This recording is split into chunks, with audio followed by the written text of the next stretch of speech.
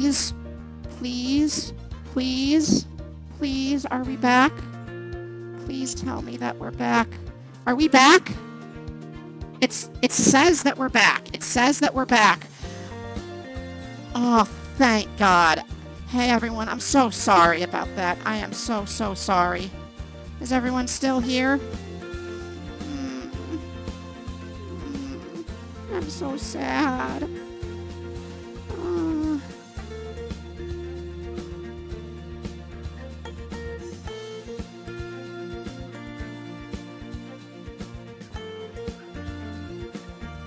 I thank you.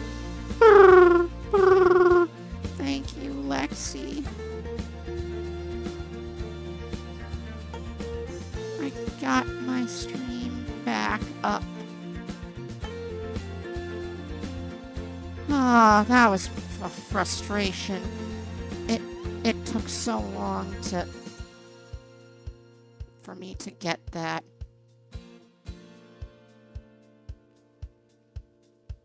Ah.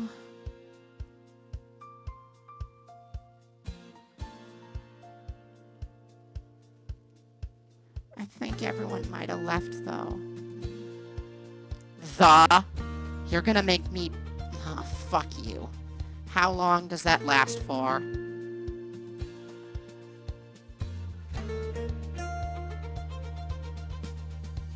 Fuck you, Lexi. Okay, time to set a 5-minute timer, I guess.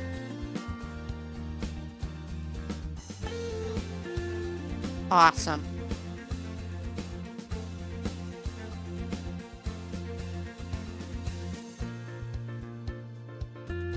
Okay. Stream has returned. Let's continue game. So far I am. I made my den here on the mountain.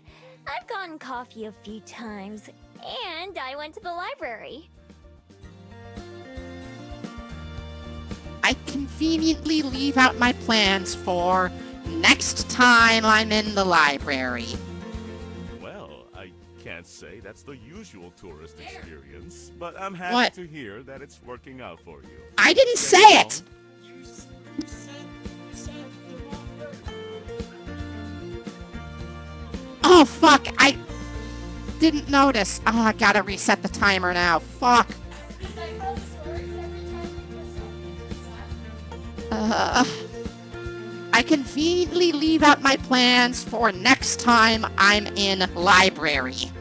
Probably. Larry talk like I decided caveman to come now. live here, but I'm still getting to know the place.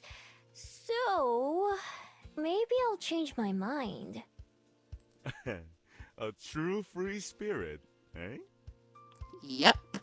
I felt the same way when I first got here, long time ago. Didn't think I'd settle down for life, but here I am now. Lived more years here than everywhere else in my life. It can't be that long. You don't look very old for a human. No? Well, that's my ego boost for the day. Uh-huh. You don't look very old for a fox either, but I imagine you've got a good head start on me. That's true. I don't really keep track or think about it, though. He laughs Can't again. say I blame you there. I think 100 years, give or take a little on either side, is enough for me. And I'm only halfway there, so I've got plenty more to look forward to. He stands up, but has to do it slowly. And sometimes I'm reminded of how many I've got under my belt already. Thank you for the chat, miss. I better get back to the water now and make sure Young Min hasn't fallen into the ocean or anything. It's been a real pleasure talking with you, though. I hope you'll give our fair town a shot. Thanks. It was nice talking to you, too. And I mean that for once. He waves goodbye as he heads down some stone steps, and I keep heading upwards. I've never really thought about my age compared to a human's. Humans don't matter to my lifestyle. I wasn't lying when I said I don't know how old I am. It's never been important. Places, relationships, memories, they just tie people down. I want to be everywhere. When I reach top of the mountain, I take a deep breath of crisp air. Wind blows my hair in every direction and I can't keep it out of my face. Wind is wild and goes where it wants. It doesn't answer to anyone. That's how I've lived my life too. A free spirit. That's what man called me, and I like sound of it. I can see smudges of a few people down by beach and on pier. Is one of them man I just met? There's no way to know. From up here, they're just tiny little blips, impossible to tell apart from each other. Once I've had my fill of the... Fuck! Fuck! I was so close! I was so close! Once I've had my fill of view, it's time to get on the way down again. Fuck! I hate you, Lexi. I hate you. I love you, but I hate you. Once I've had my fill of view, it's time to get on way again. I turn my back on people and start making my way down once more. Oh, hey. I'm going to sneak in to library.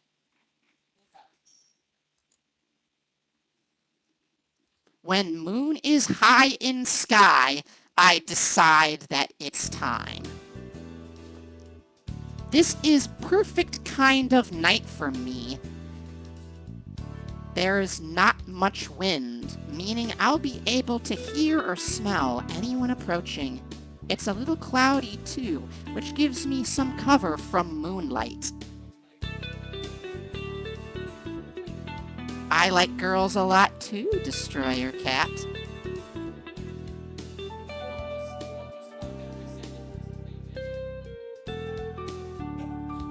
Nope, I just call her Destroyer Cat. I make my way back up to library, stopping as soon as I'm within sight of it. I find shadowy place to hide and watch front for a few minutes. Like I hoped, nobody goes in or out. All of windows are dark too. I slowly creep up towards entrance, ready to transform and flee if I have to. Natasha? Okay then, Natasha. Nothing happens. No one tries to stop me. I peek into one of windows. It's dark inside, and I can't see anyone at all. Perfect. I move around to backside of building and check those windows too. Same thing.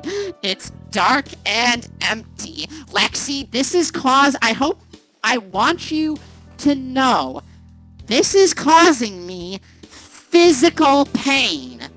This is causing me physical pain to not have to not say this word. Goddamn. 2 minutes left. Come on.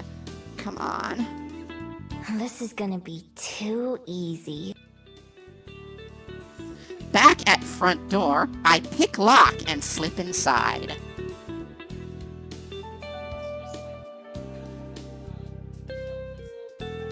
I sneak from room to room, revisiting items I memorized yesterday. They're not expensive or fancy enough to think of them as treasures.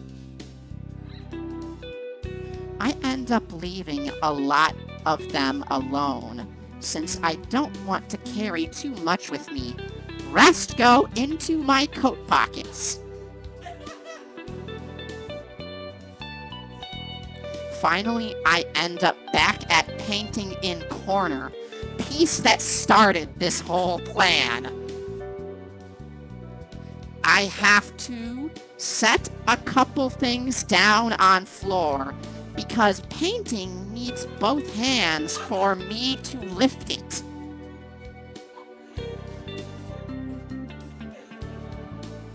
It's heavier than it looks, though it's not very big. That's probably a good sign for how much it'll be worth.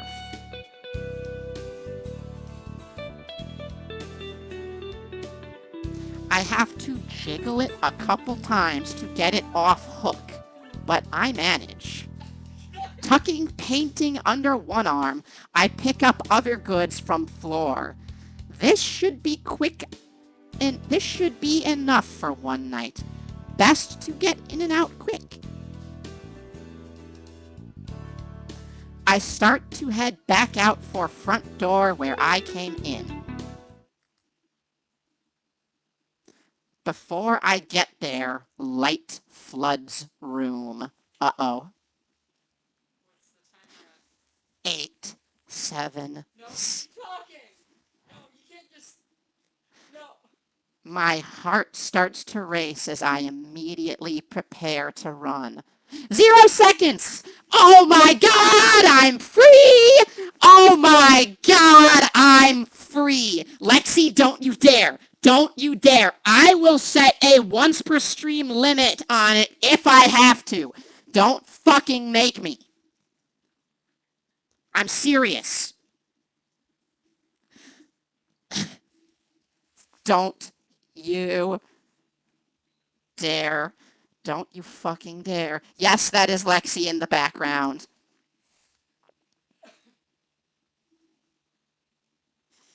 Estunas interes ira vehementi.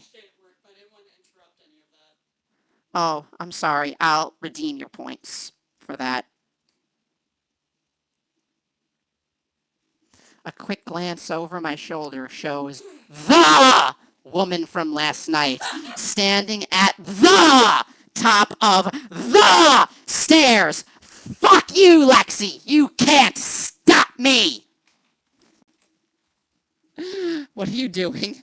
She's pulling my hair out my mouth with her hand.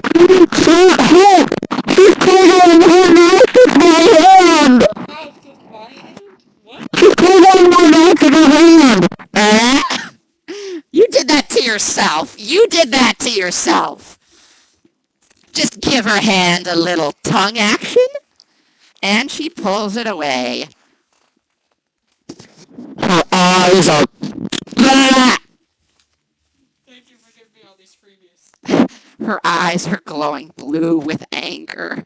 Can you please stop? I'm trying to stream. She takes a step forward, not seeming to touch the stairs. No, I'm just watching. Leave that painting alone. I've got to get out of here now. Is that gonna? Throwing caution to the... Oh, is your nose okay? I was rushing to cover your mouth at the word. Everyone needs a little tongue action. What? Decent Alistar impression? Well, yes, I have... This is going to be very entertaining. This is gonna be quite a show. That was really bad, actually. Yeah. Oh, God, I need another cough drop. Throwing caution to the wind, I clutch my spoils tight and charge for the door, trying to make myself as small a target as possible. Let me grab a cough drop, because goddamn. Ah, fuck. Goddamn. That is gonna get fucking clipped or highlighted. I just know it. Everything that just happened. God damn it, Lexi. God damn it. I love you, you bratty little shark. The painting is too big for me. The painting is too big for me to transform and still hold it. So I've got to do this on two legs. Please! I don't stop. Just like my arrival here, with the guards at the skyport, the thrill of being chased has already taken over. It's exciting and scary at the same time, but either way, it spurs me to move faster. It's so nice to be able to say the word the. Ha ha.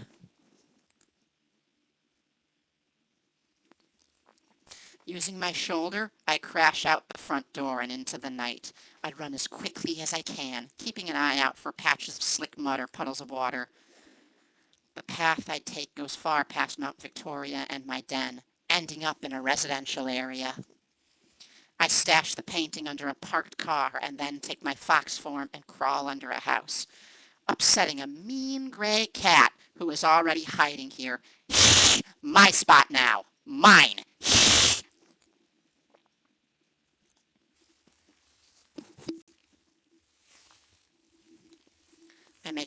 It makes a low growling sound. And I glare at it, desperately willing it to be silent before it gives away my position. I growl back as best I can, and that seems to scare it into shutting up.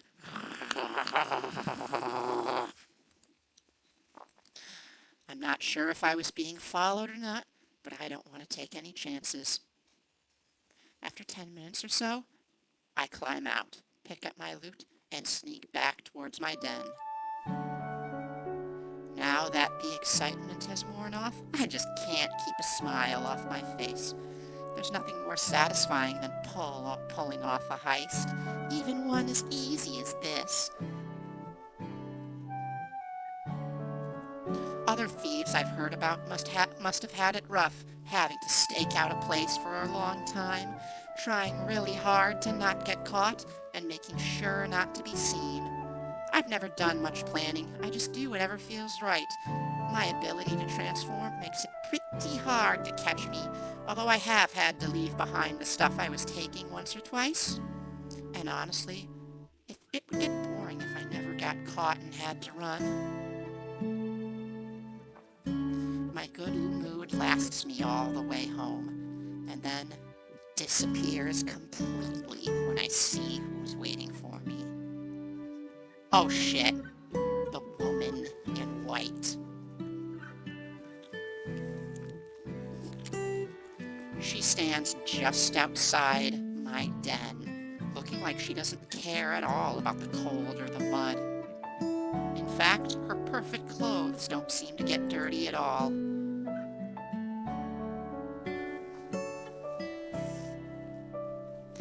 With her back turned to me, she's staring up at the moon, but she faces me as I approach. She has the same calm presence as when I first saw her, but I can see a mournful look in her eyes, which have gone back to brown instead of furious blue.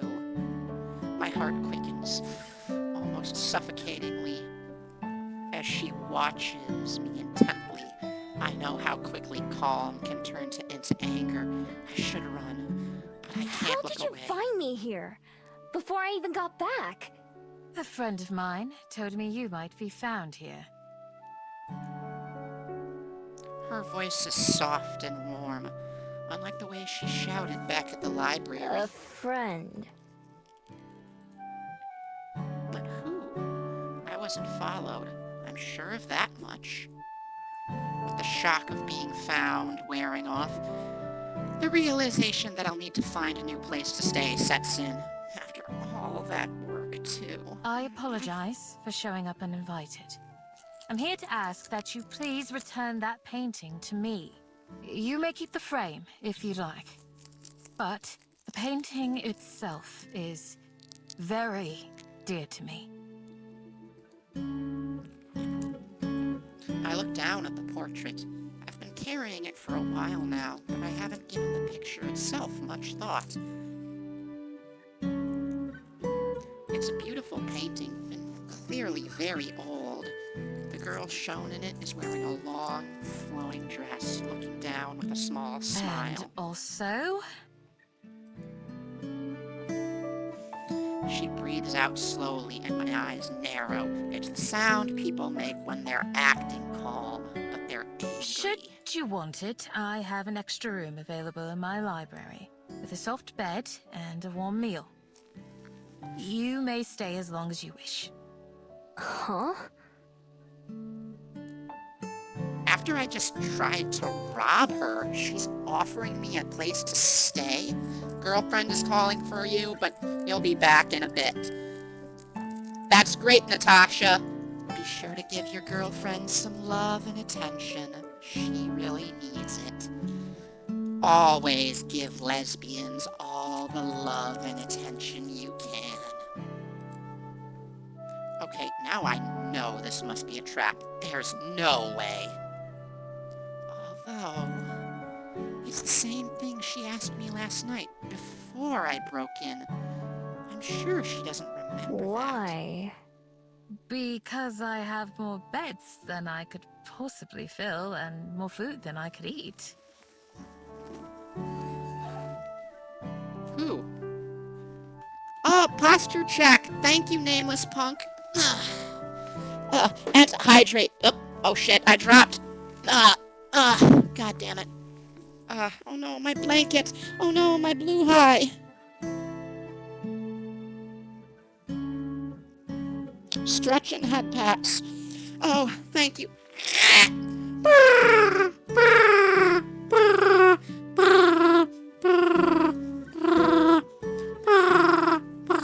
Thank you, Joseph.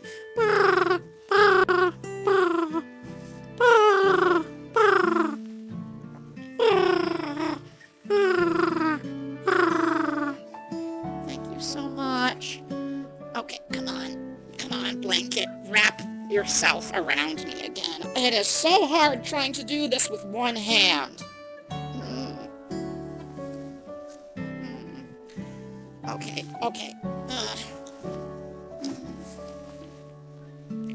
Ow, my thumb. Okay, I got it. I'm good. I am wrapped up. Now, here is your hydrate redeem. I got a water bottle, so it's not gonna be a can. But I can probably, it's button suppressed, so I can still give you a bit of a beverage opening ASMR with a little bit of, I don't know if you guys heard that though, but it was worth a shot.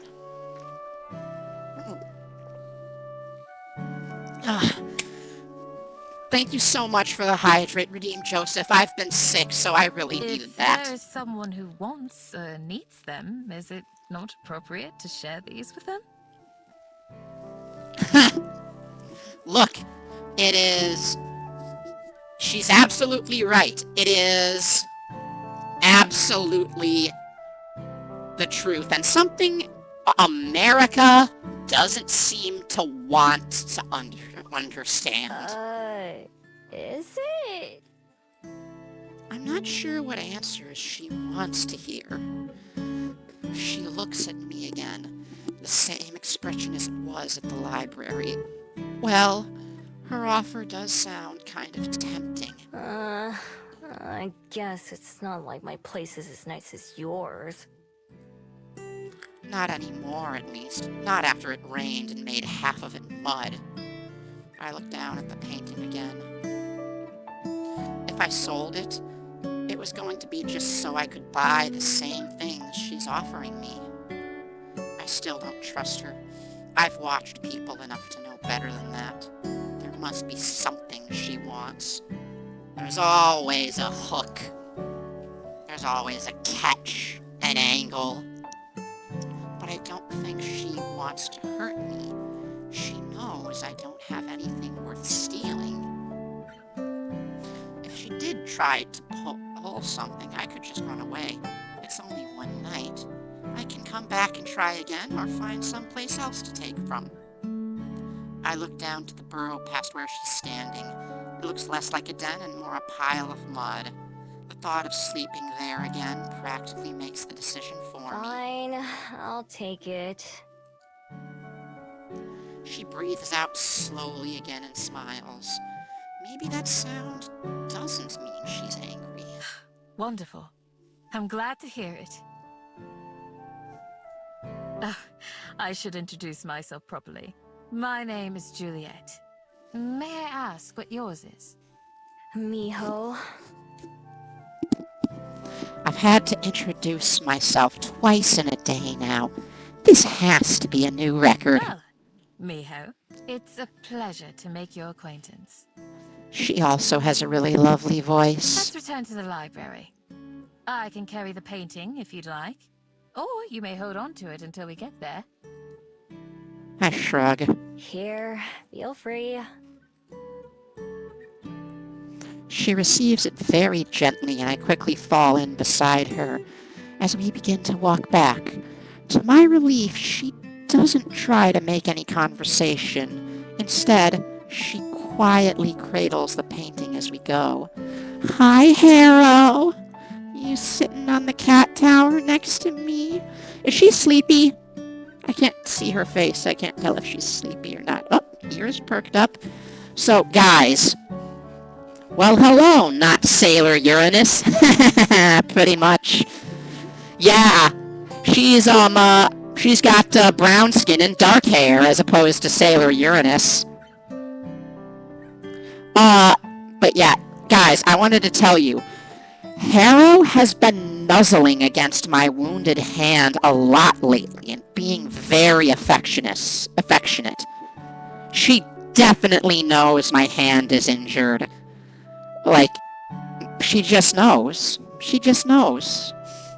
I'm surrounded by love. It makes me cry sometimes. There's a bug on my desk. Get out of here. Goodbye.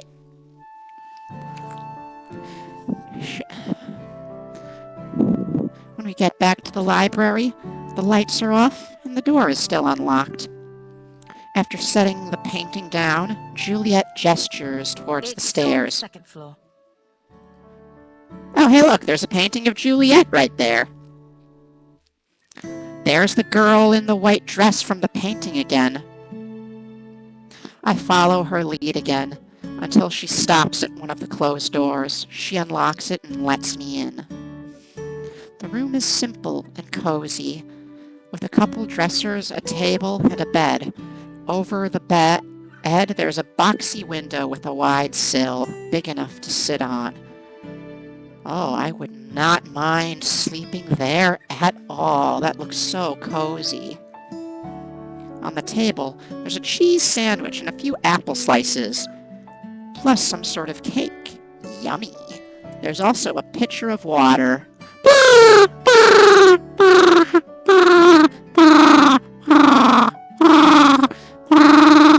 Thank you, action.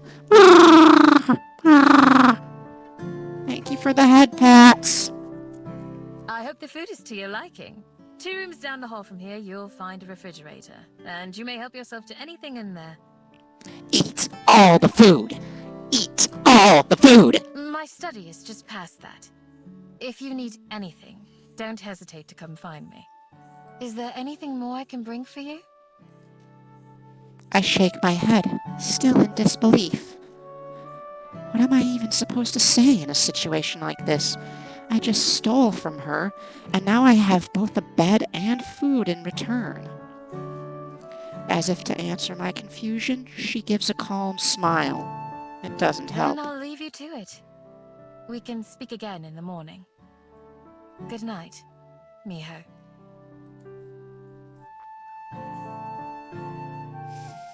The The door shuts behind her, and I expect to hear Juliet lock it. But when I try the knob after giving her a few moments, the door opens quietly into the dark hall. Juliet's nowhere to be seen. I pull the door back shut behind me and inspect the room, looking for any hidden threats. I also check the food, sniffing it to make sure there's no poison or anything. Seems clean. If there is, I can't smell it, so I dig in instead. Whoa. This is really good. There's 3 different kinds of cheese in the sandwich, which is 2 more kinds than I knew existed. The bread is soft and buttery, and when I take a bite of the apple, juice rolls down my chin. Starting to read a little like a porno. The water that I wash it down with tastes better than the water from the stream by my den. Gone back to not reading like a porno. When I'm done eating, I climb into bed, still feeling overwhelmed. More specifically, not knowing how to feel. Nary, help the 90s nostalgia.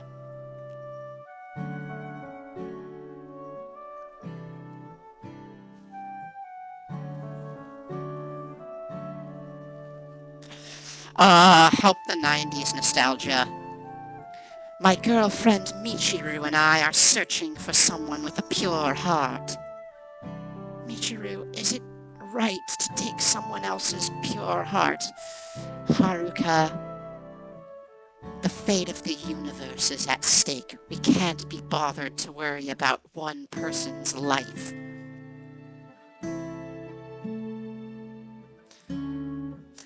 There's that bit in like season 5 where Michiru drags Haruka off. And it's like, too rough. Haruka, I want you to touch me gently. Later, when we're alone. And Usagi, Sailor Moon, is just there wide-eyed like, that's a really adult mood, isn't it? Part of me fears that I've made some gigantic mistake and that I'll wake up in danger. If I ever wake up at all. Trusting my instincts has kept me alive on multiple occasions and for hundreds of years. Enough that I've lost count of exactly how many. Blanket, come on. Where's the other end of this blanket? There it is.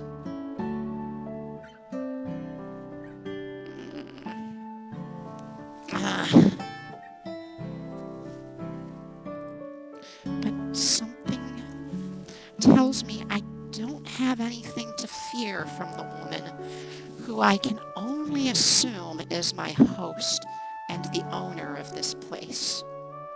So with that in mind, I pull the blankets up to my chin and adjust the luxurious pillows beneath my head. Cozy. Who knows, maybe the morning will bring trouble with it. But right now, just sleeping sounds alright.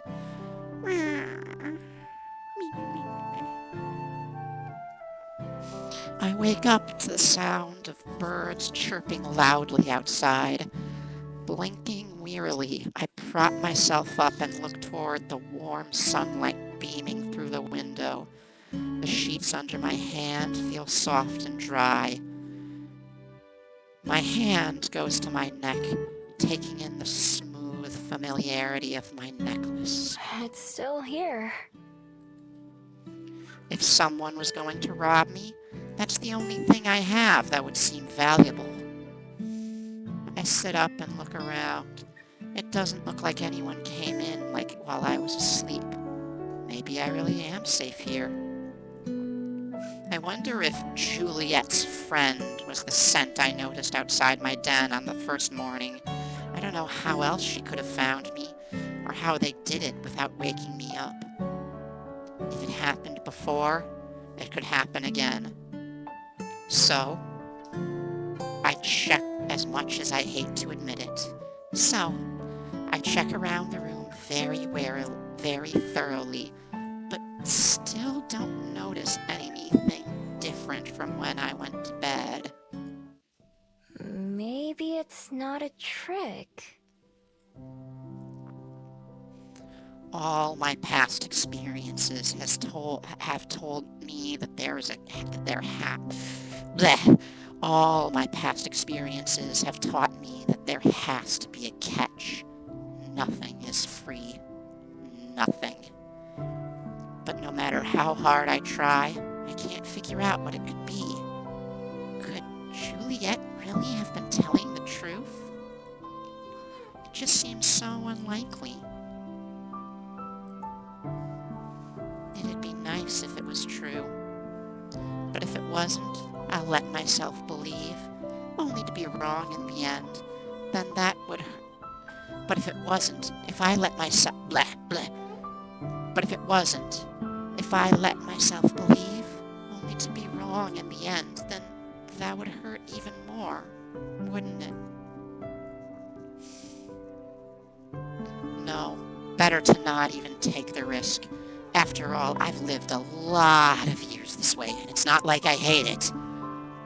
Making up my mind helps me feel better right away, too. It just makes more sense. Even if I tried to stay, I don't think I'd ever stop worrying. This way, I'll know for sure that I'm in charge of my own destiny. Now that I know this room isn't occupied, I might be able to sneak back in sometimes when I need a place to stay. It wouldn't be too hard to climb one of the trees and then get to the window from there. I take one last look around for just a night. It was a nice what if. Then I head downstairs and out the door without speaking a word to anyone. It's another nice day, the same as when I first arrived in Wellington. Warm sun and blue skies, with just a hint of clouds. Arif! Ah, the clouds are noisy today. Arif! For a while, I meander around the town, eating the last of my pastries from the convenience store hall for breakfast. Today feels like another restart. I have no den, no supplies, no anything. It's less exciting now than it was when I first arrived. I don't have a destination in mind, but eventually end up at the waterfront. There's an airship over the bay, descending closer towards the skyport. A couple kids down the beach wave up at it, seeming excited. The people arriving on that ship all have somewhere they're planning to go when they get off, huh? They've all seemed like they've got people waiting to see them. What have I got? Some trash and an old scroll? So far, Wellington's given me nothing but questions. That never bothered me before in any of the other cities I've been to. So why now? Guess that's another question for the pile. Oh, mijo, you're lonely. I push myself off the railing and head back into town. I go through the motions of scouting for somewhere to rebuild my den, but my heart really isn't in it.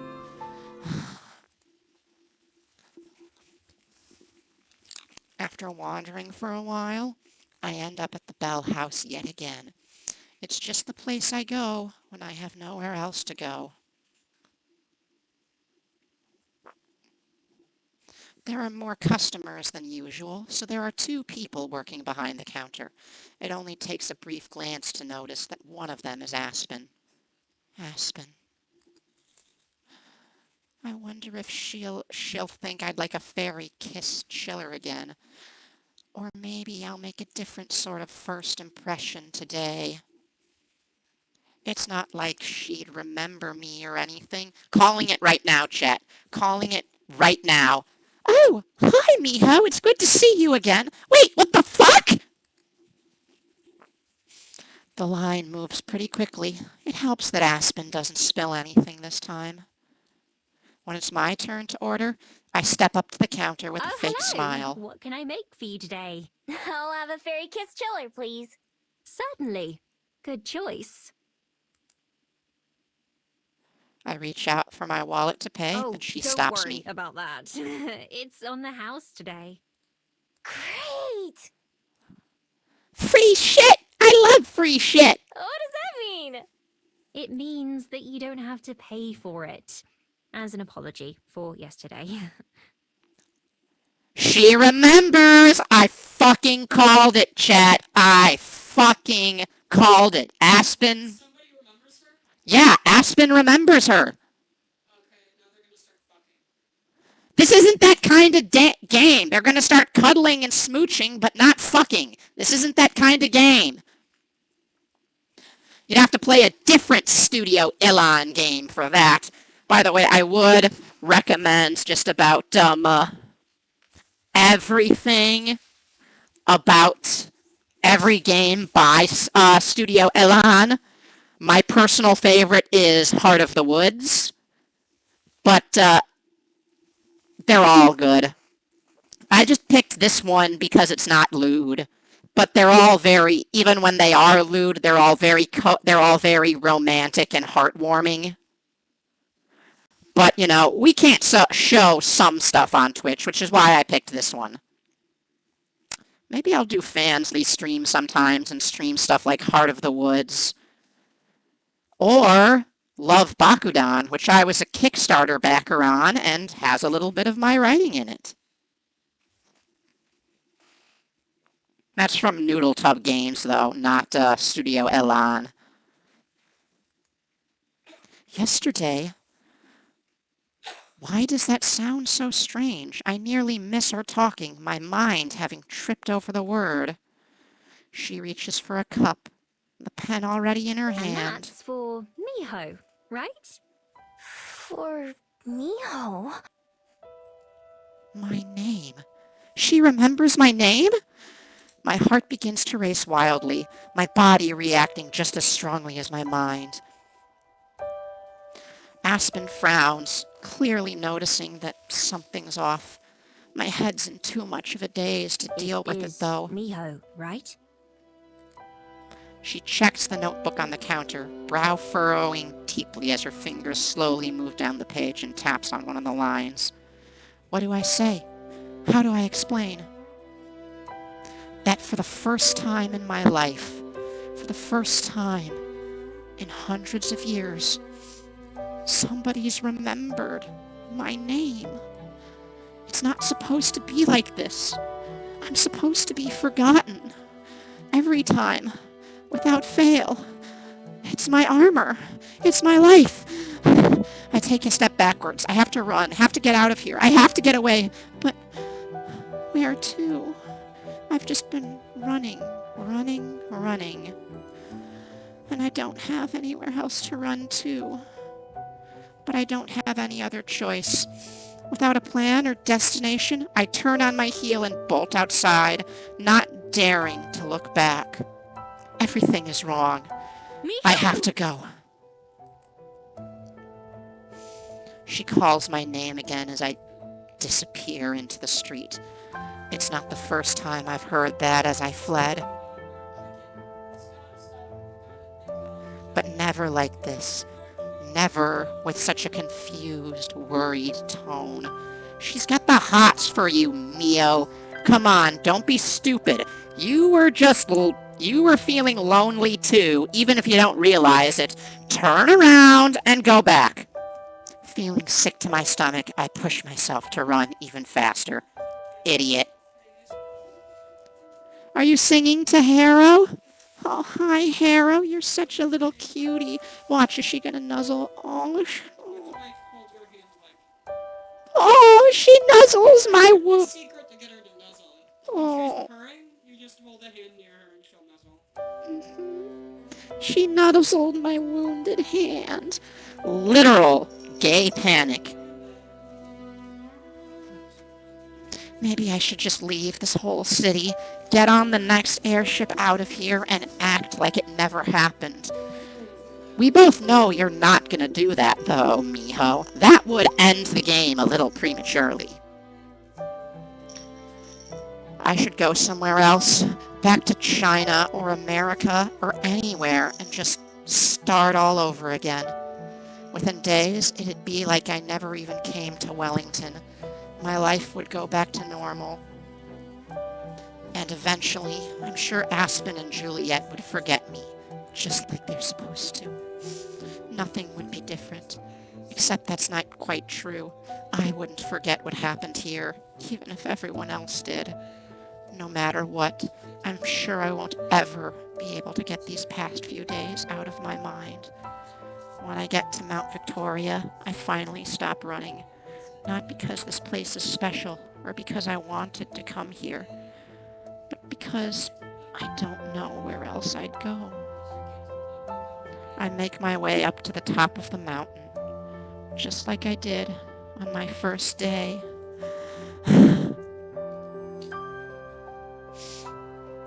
The view, which I admired so much last time, doesn't do much for me now. Instead, the city looks cluttered and confused from up here. My chest hurts from running so long. I'm much more used to quick bursts of sprinting to get away from someone. I guess that's still what I'm trying to do right now. But I'm not too sure what it is that I'm running from. Whenever something goes wrong, my first instinct is to flee. Avoidant personality type, just like me. This girl really is just fox nary but a fox. A thief, lives on her own, in the rough streets, or the rough woods, and just runs away whenever shit gets too much to handle. I know that feeling all too well, so this is kind of hurting me a bit. Aspen remembering me definitely counts as something wrong, but when I stop to think about why, some of the reasons are obvious. Mostly, what if it's not just Aspen? What if everybody can remember me now? Or even worse, what if people who forgot about me a long time ago start to remember me? Both could get me in a lot of trouble. My days as a thief would probably be over. There are some places where I could never show my face again. The smart thing to do is to leave. I can even see a couple airships at the skyport right now. I have everything with me. I could just go. There's nothing keeping me here. And yet, I don't move. I still don't even know what it is I'd be running away from. From Aspen? From Wellington? When I think about it, I have to admit that running wouldn't get me anywhere. This worry, these questions, would follow me wherever I go, no matter how far and no matter how long. So then, what do I do? The only answer I can think of is the scariest one. And that goes against everything I've ever learned. Come on, Miho. You can do this. Be brave.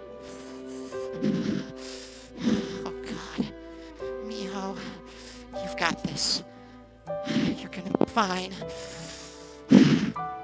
Closing my eyes, I picture the library and Juliet's offer. I picture Aspen, who I barely know, but who already changed my life.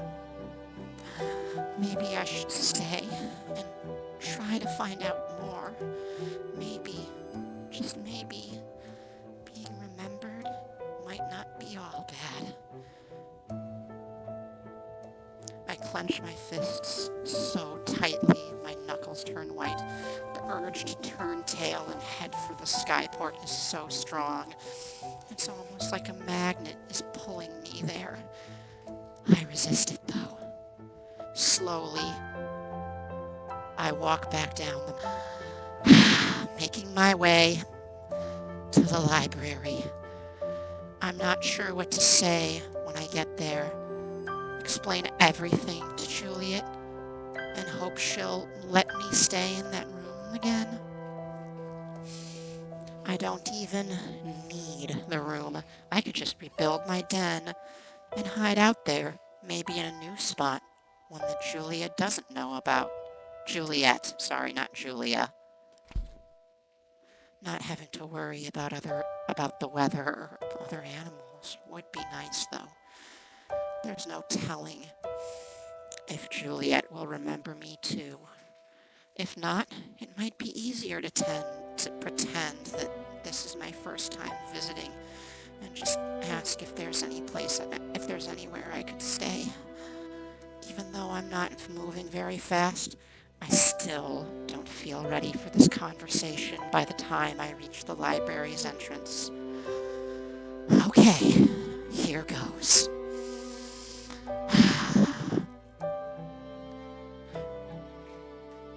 It's only been an hour since I left the Bell House, so it's not late enough for the library to be closed. The usual stream of people flows in and out the doors. Okay, I can do this. I stand off to the side of the entrance, preparing myself as people pass to and fro. My heart is racing the same way it does during a tense break-in, maybe even harder. My tail twitches back and forth.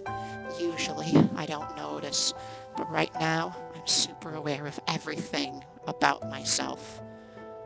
I fight off my instincts. I open the door and let myself inside.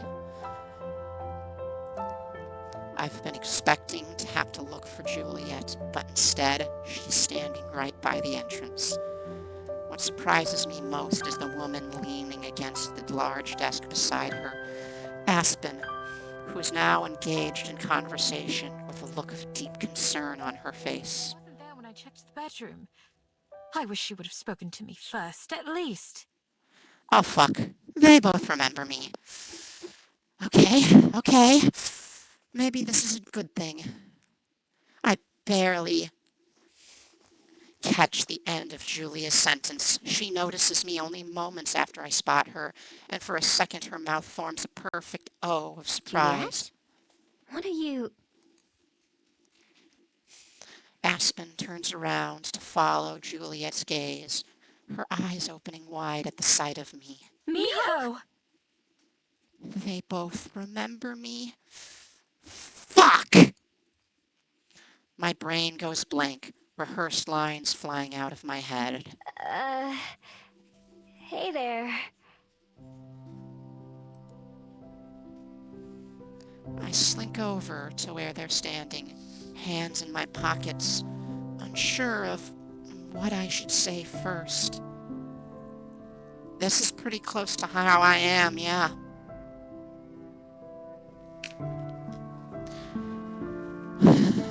It's nice to see you again, Miho. I was hoping that you'd return. Me too. That was pretty sudden. I worked extra hard on that drink for you, you know. I freeze up, looking for the words. Aspen's expression softens in concern. Alright, the drink. I'm sorry. Well, I ended up drinking it myself, so I suppose I can't complain too much. She laughs, and I can't stop myself from blurting out my next words. You seem different. I'm sorry? Like, less polite? Well, I'm not at work anymore, am I? What am I even saying? What was I planning on Will saying you be again? staying for a while, Miho? If so, we can continue this conversation in the dining room. It's a bit more private there. Juliet takes charge of the conversation effortlessly, and I accidentally sigh in relief. The single mom remembers you two? Holy shit, I might be in trouble. Yeah, sure. That sounds great. I'm not gonna run away again. I'm glad to hear that. Right this way, then. Juliet leads the way down the hall and into one of the locked rooms. We enter a cozy little room with a table and a few chairs, as well as a fridge. The three of us sit down, although I move my chair, so I'm not so close Can to I the get you others. anything to eat or drink, Miho? I shake my head. I'm hungry, but I'm way too nervous to eat. Juliet smiles in response to my answer, which came just a little too quickly to sound natural. By the way, both she and Aspen are looking at me. I can tell they're expecting me to say something first. None of the words that I planned to say are coming back to me. What do people even say in a situation like this? The temptation to run away is overwhelming. The door is just a few feet behind me. My knuckles whiten as I clench my fists in my lap, pushing myself to resist the urge. I told myself that I'm going to take this chance, even if it's the hardest thing I've ever done. I'm going to be honest with them. Well, I struggle to think of what to say. Juliet waits patiently, her eyes gazing coolly in my direction more than directly at mine. Aspen soon grows restless, however, her expression clouded with concern. sorry. I don't know how to just say things. I've only ever copied other people's, so Aspen's expression clears up in some sort of understanding. It's okay, Miho. Take your time. So I don't really know how to talk like this. Many kisses were had. Lesbian spirit commune. Welcome back, Natasha. You're doing just fine. If you say so. It's not just talking either. I don't know much about anything. Well, anything human. All I really know about is being a fox. And all we foxes care about is how to survive. It might be hard to believe, but I'm not a normal fox either. There's something kinda special about me. Kinda different. I finger the beads around my neck. Their constant warmth and presence is reassuring. I avoid looking at either Aspen's or Juliet's face. What else? Usually, I have to steal to get by. I don't just have to, I like to. I'm good at it too. That's how I ended up meeting Juliet. And the reason I'm so good at it is because I don't know why it happens, but ever since I got my human form, everyone forgets me. Even the people who catch me stealing from them. After a day or two, I can walk right past their face and they wouldn't even recognize me. Miho's got a really cute voice too. I wish I were the beads.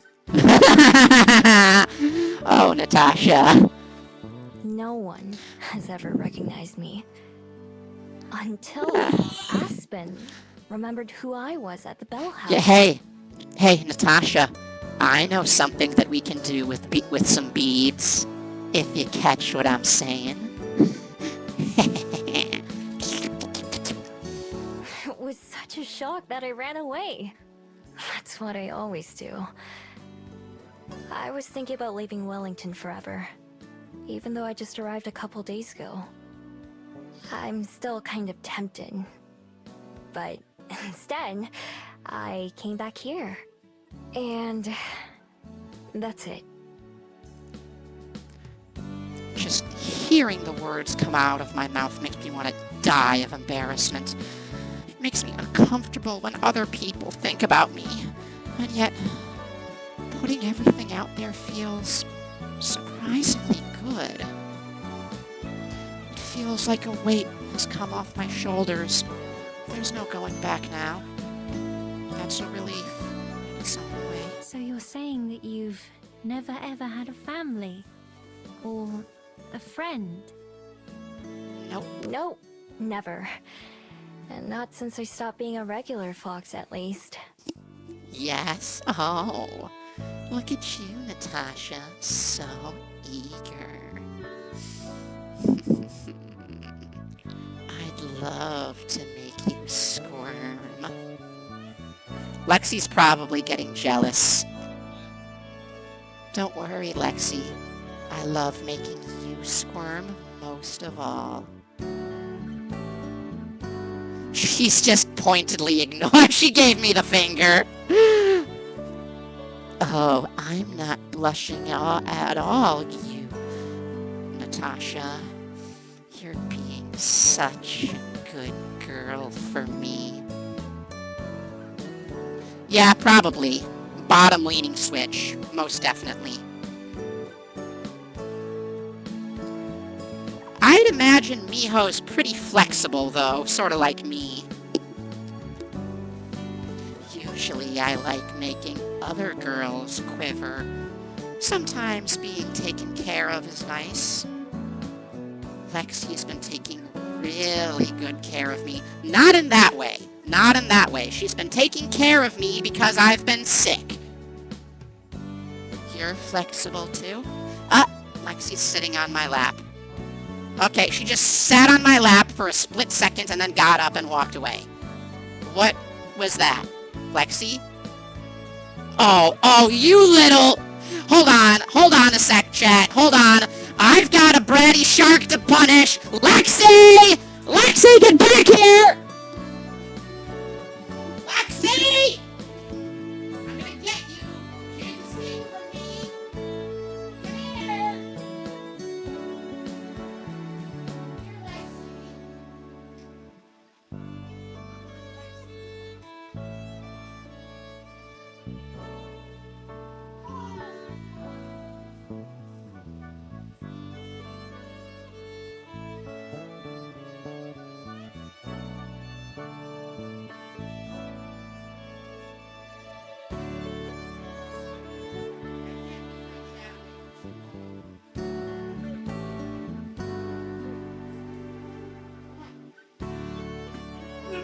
No!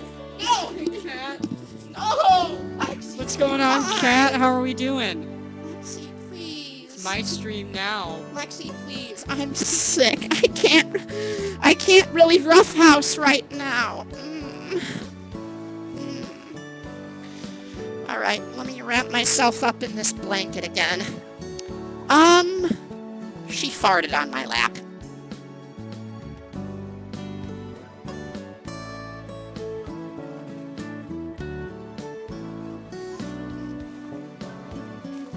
Natasha says you're a cutie, Lexi.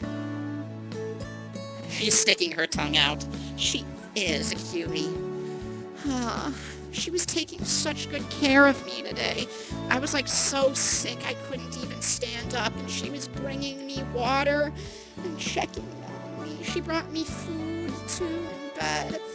And it's just so nice to feel cared for. Oh.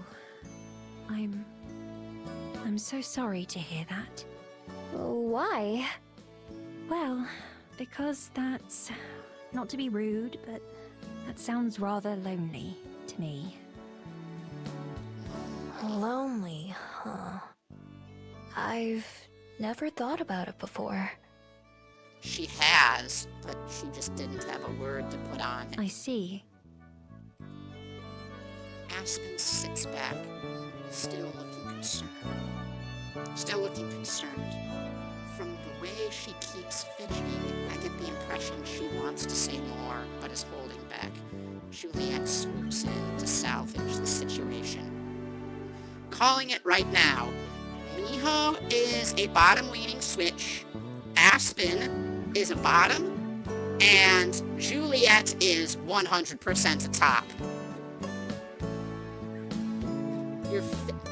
You're fidgeting with the D-pad on your phone. Aw, that's adorable, Destroyer. That is adorable, Natasha. I love making cute girls like you squirm, fidget, and fluster. You're a very, very good girl, aren't you, Natasha?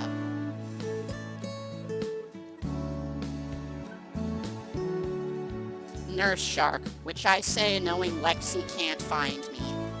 Listen, LRB, Lexi was repeating it herself when she was insisting on taking care of me and doing everything for me. She's like, I'm your Nurse Shark, and I'm taking care of you, and I won't accept any arguments to the contrary.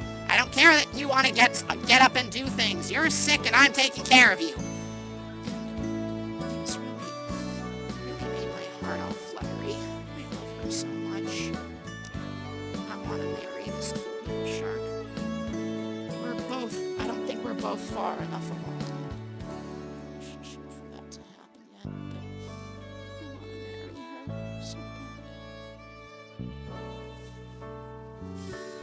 bad. You have been very brave to stay here, Miho. I'm personally glad that you decided to come back to the library. I had your room prepared in hopes that you would.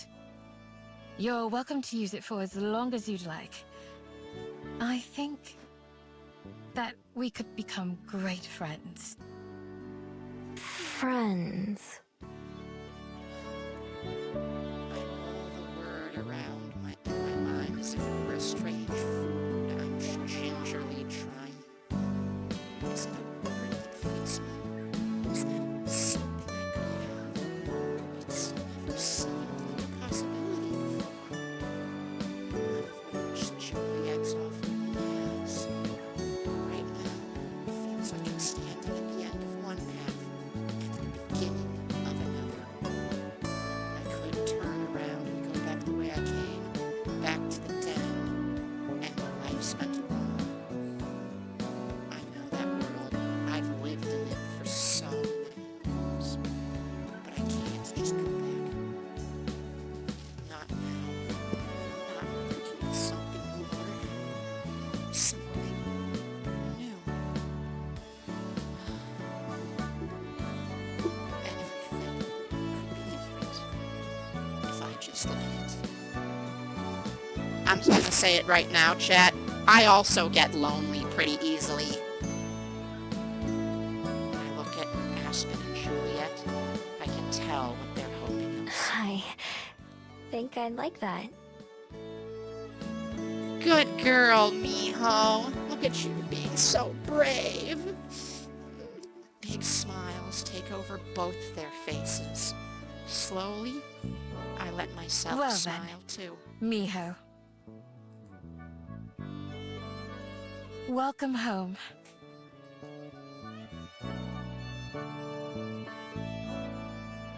Please be happy. Chapter 2, A Life Worth Living. Let's see how long we've been going.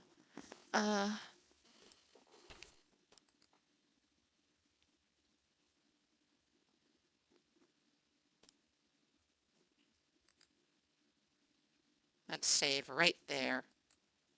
For the second day in a row, I wake up in a soft bed. My bed. It's early. The library downstairs is silent. No one else is here, aside from Juliet. I didn't even transform before falling asleep last night. Just passed out like this, with human arms and legs. No wonder I'm so sore. Lesbian U-Haul moment. That whole thing was the intro? I guess that whole thing was technically chapter 1. That bit with the traveler in the woods was technically the intro, I think. Because we're on chapter 2 now. But now we can finally get to the gay part of the game. After I agreed to Juliet's offer, the rest of the day passed by quickly. Aspen and Juliet showed me around the house, part of the library, and Juliet made dinner for the three of us. Aspen didn't leave until the evening, and I decided to go to bed early. After the whirlwind of emotions I went through yesterday, I was exhausted and fell asleep as soon as I hit my pillow. I'm just imagining, Miho's little ears twitch as she, flops onto, face first onto the, flops onto the pillow, her chin, nuzzling into it, going out, making happy fox noises. Yes. Oh, hi, Harrow. Oh, she's sleeping. I shouldn't bother her.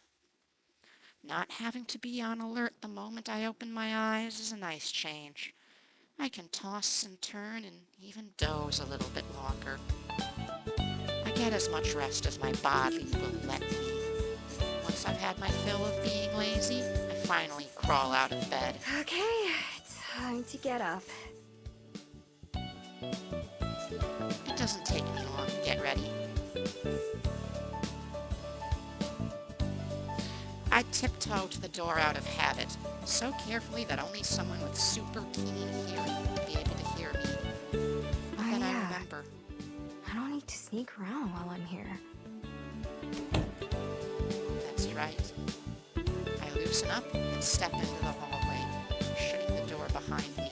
Being so openly noisy is almost harder than being sneaky. The building is still quiet. Juliet told me to come find her when I wake up, so I make my way down the hallway towards the room she showed me yesterday. It's one of the last in the hall, tucked away in the corner. Unlike the other doors, a tiny bit of flickering light escapes the gap from the gap below. There's the girl in white again. This is the place. Now that I'm standing here, my nerves start to get the better of me. If she's forgotten me this time and chases me away. Or what if I screw my eyes shut and take a deep breath, pushing away my worries. If I'm going to stay here for a while, I need to stop thinking like that. I can't let that fear keep winning. Forcing myself to be brave, I twist the doorknob and enter. Wait, I should have knocked, shouldn't I? It's too late, but now I step into the room and be struck by how dark it is. Just one window, the main light source is a candlelit lamp, illuminating the white-clothed figure sitting at her desk. Just like the library downstairs, there are rows and rows of books covering the shelves around the room. Juliet looks up to me, a gentle smile written on her face. Good morning, Miho. Did you sleep well? She remembered me. I hide my relief. I sure did. I think that might have been the best sleep I ever had. I'm most glad to hear it. Would you like to sit down? Hold on, does Juliet have fangs too? I know that Miho's got a little fang. Kind of like mine.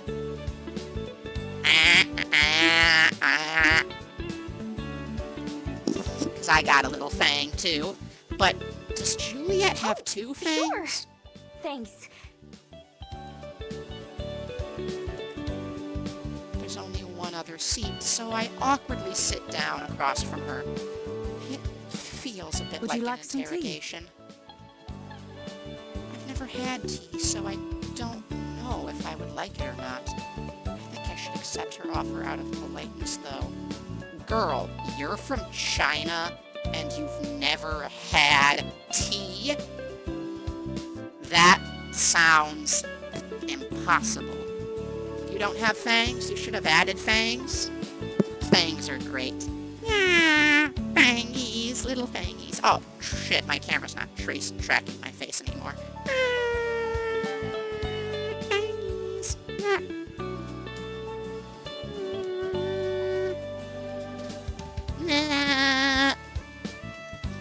I love my little fangs. My My favorite part of my model is still my twitchy ears. I like how they, like, wiggle whenever I blink or smile.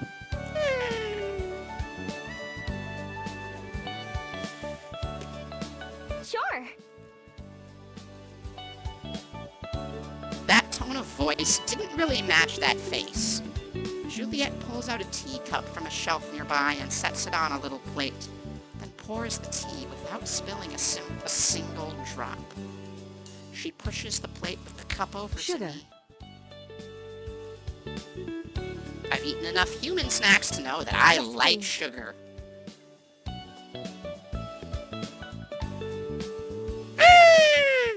Juliet offers me a small platful of little white cubes. Without hesitating, I take 2 and toss them in my mouth. They're kind of crunchy at first, but aren't. Juliet frowns just a little, enough that a human probably wouldn't notice. Did I do something wrong? Oh, Miho, you adorable little bean. You do have a cute face, Natasha. You have a very cute face. I can't wait. I enjoy seeing that cute face blush beneath me. My very, very good girl. Wait, I know! Oh, thank you. That gets her to smile, so I'm pretty sure I did the right thing. We'll have breakfast in a little while.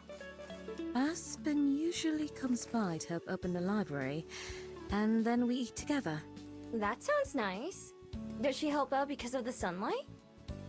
My, that's astute of you. You're correct. Although I'm able to tolerate a bit of sun, I do prefer the dark. Vampire. I wasn't sure if you knew I was a vampire or not. I fucking called it, chat. I fucking called it, chat. Oh, look at you, Natasha. You're all blushy and flustery. You're being such a good girl for me. I called it. I knew Juliet was a vampire. I knew it. I figured it out just now.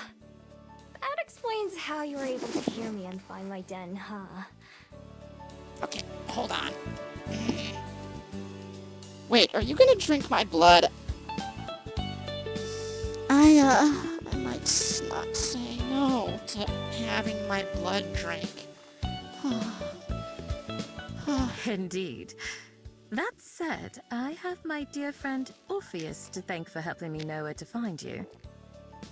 Orpheus? Something scratches in the corner of the room, and I look up to notice a large bat dangling from a hook on one of the shelves. Has that been there this entire time? Is he also... No, Orpheus is a bat through and through, not a vampire. He happened to notice you on his way home one day. Oh. That's so. So that's the friend you were talking about. I was wondering about that.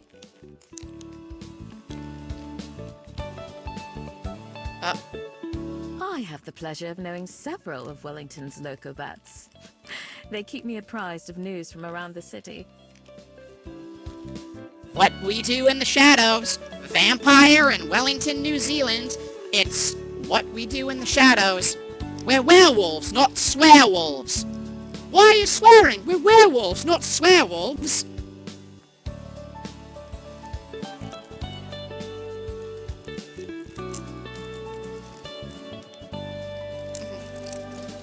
Hey, do you know, Viago and, Deacon and, Vladislav? You're not, like... you know... I tap one of my front teeth. Not sure how to ask the question politely. Oh, heavens no! I consume as little blood as one of my kind can, and what I do partake of is freely donated. I love this city, and its people. I'd never had them like that. Besides, I had quite enough of that during my time in the underworld. Is that where you come from as well? That's the second time the underworld has been mentioned. My foreshadowing senses are tingling. No, I've never been there myself. Oh, I'm not from the underworld. I'm from Korea. Oh, she is from Korea. I was right. She did say China earlier, but I thought the traveler that she met had a very, Korean-style outfit. So I assumed she was from Korea. So she's a kumiho, rather than a kitsune. You know, kumihos rather than kitsune, are usually depicted as being a little more, monstrous. I've heard lots about it, though. I'm one of the only fabled I know of who doesn't come from there. For a long time, I didn't even know that other fabled existed. Indeed. Gumio like yourself are some of the few I know of. Gumiho. Wait, Gumiho? Is that what I'm called? That explains a lot. You didn't know, but you go by the name Miho. Just because I like the sound, I thought it was more like a nickname. I change it up wherever I go. Gumi, Homie, Migu. I've never had a real name. They're all variations on Gumiho. I didn't even know I had a kind. I've never met someone else like me. I wonder if we'd have much in common. Have other foxes? Well, Gumiho live the same kind of life as I have. Maybe they're better at fitting in with people than I am, and that's why I've never seen one. Are there any other Gumio in Wellington? None that I know of. It's possible, though. I'm not sure what I'd say if I did meet one. I've wondered about others like me before, but since I've never met one, I eventually assumed they don't exist. Finding out that they do, and that there's even a name for us, comes as a pretty big surprise. No matter how long I've been alive, there's still so much I don't know about the world. You think she's trans femme? Who, Juliet or Miho? I mean, they were calling her she back when she was a regular fox, so... I mean, she's definitely transhuman, at least.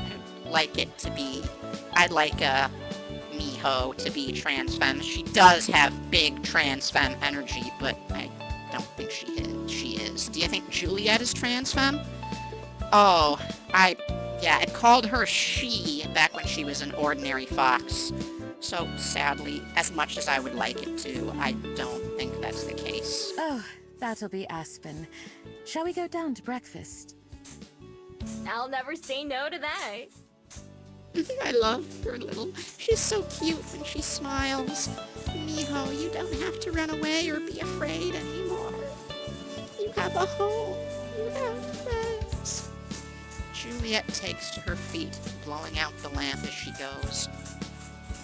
Orpheus the bat leaves the study when we do, though he flies off in a different direction. I guess he won't be joining us for the meal.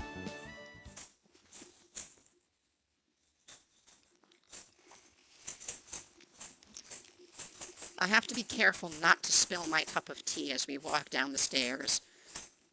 Aspen waits at the bottom, a large book tucked under her arm. She waves with her free hand to greet us. Good morning, Aspen. It's nice to see you again. Good morning, Juliet. And you too, Miho. I must admit, I was a little worried you might run off during the night. I think I might want to turn up my volume a little bit. Hold on. I may have thought about it a little. Hang on, I need to, where is that, Lexi is bouncing on the... No, she's got, she's not bouncing on the bed. She is shaking a little... Oh, is she shaking a little cat toy? Oh, she's shaking a little skull, which is making like a sound like it's full of beads or something. Ah! I caught it.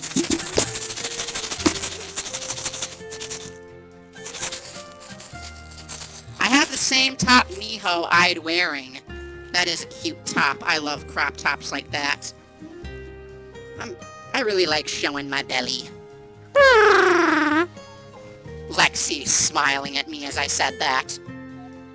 I said we were talking about crop tops and I said I really like showing my belly. After I went to bed, though, I was out like a light. Glad you decided otherwise then. Living in the library sounds like heaven. I can't believe you'd think about giving that up. Anyway, I'm opening today, so I can't stay too late. I'll go ahead and take care of the windows. I'll get started on breakfast then. Would you like grape or strawberry jam? I think I'm feeling like strawberry today. Oh, or some of that orange marmalade if there's any left. Oh, that sounds You good. have to let Miho try that too. I'll see if we have it. Is that a nonce you have with you? You can just leave him on the desk for now. It sure is. I'll be taking Jacques on the way out. A nonce? Jacques? I'll write it down. The two of them stroll off in different directions while I stand on the stairs, unable to follow any of the conversation. Who's Jax? Anonce? I don't see anyone with you. This is a nonce. She taps the cover of the book she brought with He's her. the author of this. Juliet suggested I read some of his work, but I'm finding him rather dull. Huh.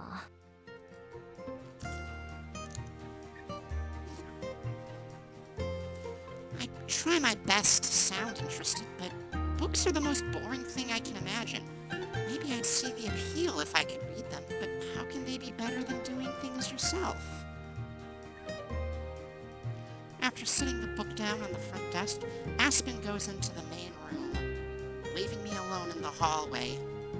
I make my way down the rest of the steps. Looking down at my teacup, I decide to take a tiny sip.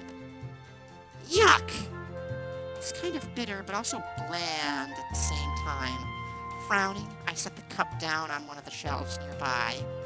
You're supposed to put sugar in the tea, you adorable idiot. At least I tried it. The sugar was way better, though. The door Aspen went through was still open. And I can hear her bustling around. The room where Juliet went isn't far either, and I can already smell food. I guess I'll go watch. Choice time! Who should I spend time with, chat? Aspen or Juliet?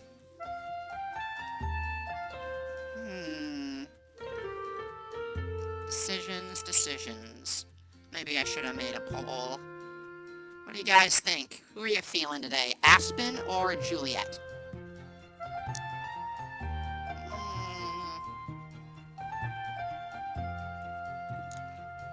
Your praise and degrading kink loves being called an adorable idiot. Oh, Natasha, you are an adorable idiot. My sweet little good girl. Juliet. 1 vote for Juliet. 1 vote for Aspen. God damn it, guys. A tie's no good for me. I hope someone here can cast a tiebreaker. Hey, Lexi. Maybe I should take the responsibility of the decision into my own hands. Lexi. Who should I spend time with, Juliet or Aspen? She's... Lexi. Who should I spend time with, Juliet or Aspen? She said Aspen, so that's 2 votes for Aspen. Aspen is Book Girl and Juliet is the vampire. She's just over there singing. God, I love her so much. Okay, Going once. Going twice. I guess we're gonna hang out with Aspen. I did save my game, so I can always go back. Aspen is in the book room by now, and I wander in that direction. She steps from window to window, pushing them open and pulling the curtains back. With each one, another sunbeam pours in and the room gets a little brighter. Oh, hey Miho. How was your first night here? Great! After you left, I went to bed early. And then I got to sleep in. You sure do love to sleep. Color me even more jealous. I'm working opening shifts most of this week, so I have to be up early every day. Or else, what? She stops and gives me a frustratingly familiar look. The look that means I've said something Or else weird. I get reprimanded for being late. Duh. What does that mean? Not to be rude, but, have you never had a job? Nope. I haven't done most human things, if you can't tell. Oh, I certainly can tell. Your life must be fascinating. Someday I'd like to hear about all you've seen and done. I'm really not that interesting. My life is just wandering around for the most part. I try to avoid doing stuff as much as I can. I know plenty of people who would kill for a lifestyle like that, you know. After pushing open the last window, Aspen starts to drift around the room, moving chairs and furniture into their spots. Anyway, I come here most mornings just to have breakfast and chat with Juliet, even if I'm not opening. Is there not any food where you live? There usually is, but I enjoy the company as much as the food. Enjoying company. What a novel idea. Speaking of which, Juliet should be about done by now. Let's join her, shall we? I follow behind Aspen as she walks on, adjusting and rotating a few more out-of-place items on the way. By the time we reach the kitchen, there's a big pile of buttered toast and different spreads waiting for us on the table. I'm gonna take my splint off, it's starting to hurt. Just for a bit. Miho has been domesticated. She sure has. Oh, goddamn. Nice to let my thumb breathe again. I'm gonna try not to move it, though. Just it was starting to get sore for a... Oh my god, it has lines on it from... Oh, I can see a bit of bruising. That must be where the sprain is. Goddamn. Hope I wasn't wearing it too tight. Well, I can still move it. It hurts less when I move it now. That's a good sign. By the time we reach the kitchen, there's a big pile of buttered toast and different spreads waiting for us on the table. As we walk up to her, Juliet's setting down a plate of sliced fruit and another of fried egg beside it. I want to try everything. You two are right on time. I was just about to call for you. I have a sixth sense for it, apparently. We all sit down and dig in. The food, of course, is delicious. So, Miho, how will you be spending your first day as an official Wellington resident? I don't know yet. Hadn't really thought about it. Now that you mention it, I'll have a lot more free time now, huh? Usually I'd go hunting for food, or looking for a better place to stay, or... Instinctively, I go silent as I reach for my pocket and the familiar crumbling paper. Crumpling paper. If it's something you don't want to share, don't feel that you must. Right, that too. I hesitate. I'm not sure I've ever told anyone about what I'm searching for. At least not the specifics. I've had a lot of first times lately. What's one more? Besides, maybe the two of them can help. No, it's okay. I've been looking for someone. I wipe my hands first, making sure they don't have any crumbs or grease on them. Then, I carefully slide the thin scroll out of my pocket. I always keep it in the deepest part, where it won't get wet or damaged. With great care, I gently unroll it, letting the two women see the ink markings brushed onto the scroll. The edges are fuzzy with age by now, but the text is still legible. I think They gave me anyway. this a long time ago. I don't know what it says. Is that Korean? Maybe Chinese? I'm not able to read either one, unfortunately. They remind me of older Chinese characters, but I can't be certain myself. Sorry, but I'm not too familiar with them either.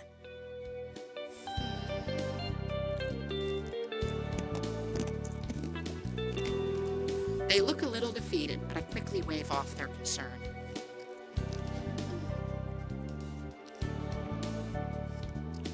I am still curious to know what Aspen is, and how she was able to remember me. It's okay. Nobody I've asked could read it either. For all I know, they might just be scribbles. I thought that maybe if I knew what it said, it would help me find them. Who exactly are they, if I may ask? They're a traveler. I learned that word just to be able to describe them. They were the first human I ever met, and they told me stories about the rest of the world. And you've been searching for them ever since then? Yup. For as long as I can remember. I met them back in Korea, when I was a fox. I couldn't understand what they were saying, not until much later. Uh-huh. Reminiscing about them gives me a very particular feeling. It's warm and fuzzy, but also a little sad. I think people call it nostalgia. My voice is a little quieter as I finish what I mean to say. That never stopped them from coming to see me. I don't know their name or even where they're from, but I'll definitely recognize them when I see them again. Both Aspen and Juliet are quiet for a moment, visibly thinking over what I said. After a long while, it's Juliet who speaks In that first. case, I'd be happy to assist in any way I can. I am too hot. I'm gonna take off my jacket. And, maybe then I'll put my brace back on, chat. So, oh no, my blanket. I don't want my blanket to go away. Okay. Brace. Let's re-brace. Okay, ow, ow, ow.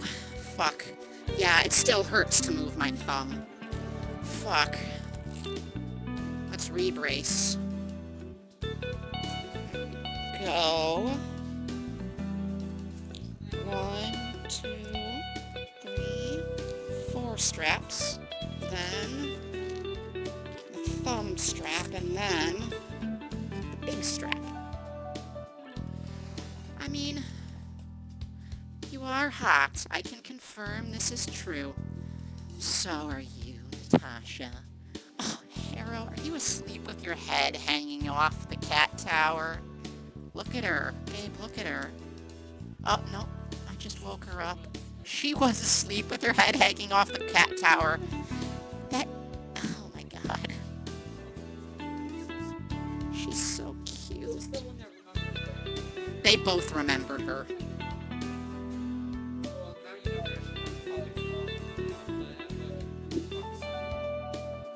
They do have to form a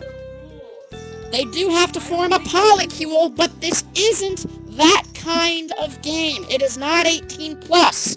I would not be playing an 18 plus visual novel on Twitch. Maybe on Fansly. That is true. That is true. We could do a fade to black. You know what I'd like to see, though? But I think... Yeah, maybe. I'd like for you to turn on the AC. Thank you so much, babe. You know what I'd like to see? I know I said that Juliet is a bottom and Aspen is a switch.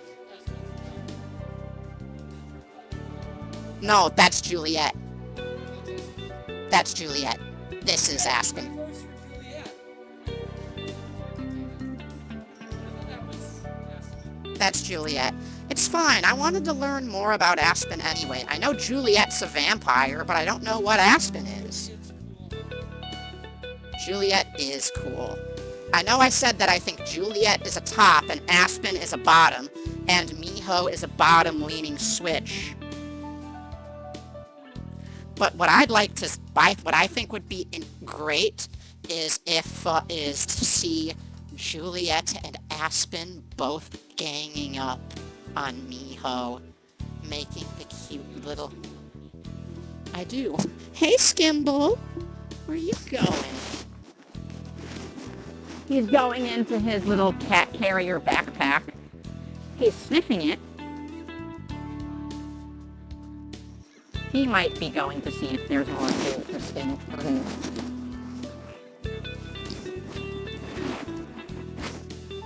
I think my splint needs to be just a little tighter.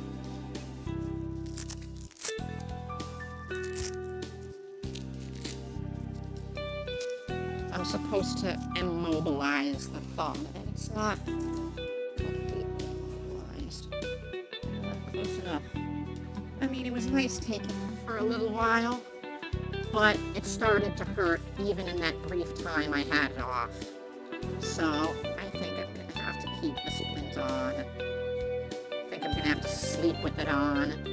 Maybe with some Tylenol, because even now it still does hurt a little bit.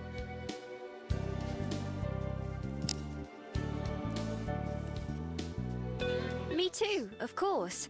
Yep. Speaking of which, I may have found something useful to you. I was doing a little bit of research on Gumiho last night. There was surprisingly little to be found compared to some of the other fabled. Uh-huh. Wait a sec. You found out that I'm a Gumio too? Well, yes. It wasn't too difficult to look up. Is that odd? So in less than a day, both Aspen and Juliet were able to learn something about myself that I couldn't in a lifetime. I guess not. I didn't realize how I sound after I said it. Juliet shoots a look at Aspen, who quickly tries to move the discussion along. Anyway, I was trying to find out why Juliet and I can remember you when nobody else can. Although I didn't find anything about memories in particular, there was one story that claimed a Gumiho's curse doesn't take effect until a full day later. Oh, of course. And since you and I both saw Miho again before too much time passed, we didn't forget her. Right, that also makes sense from what you told us yesterday, Miho, doesn't it? You said you don't tend to talk to people a second time. Yeah, I usually try to avoid it, really.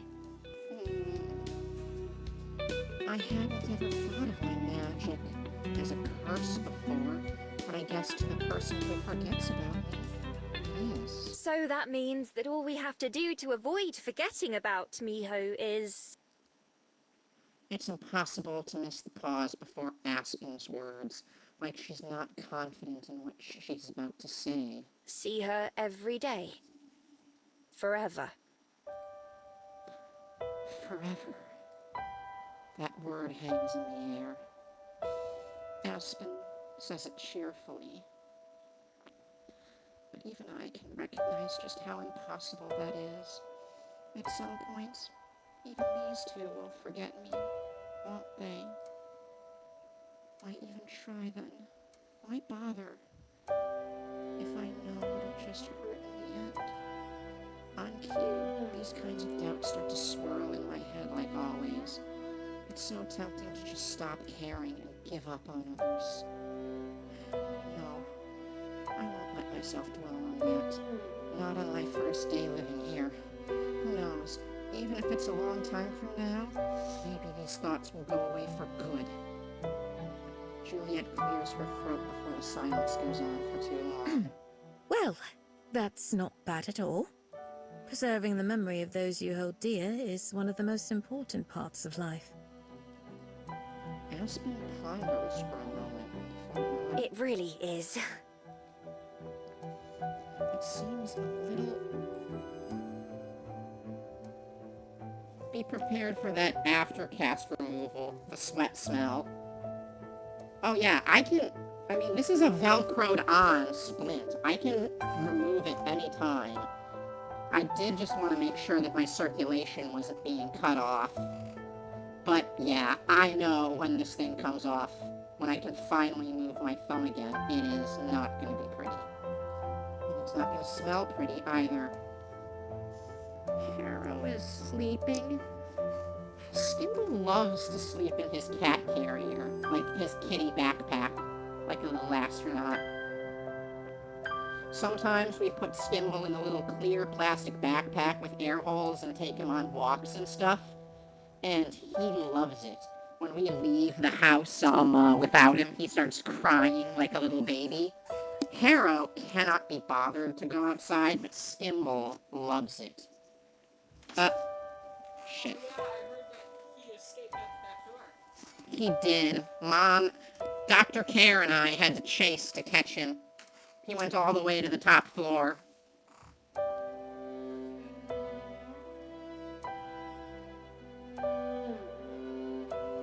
Yeah, he didn't go to floor 2, though, which tells me he probably doesn't want to go back to floor 2. Because normally he runs down the stairs. But I guess...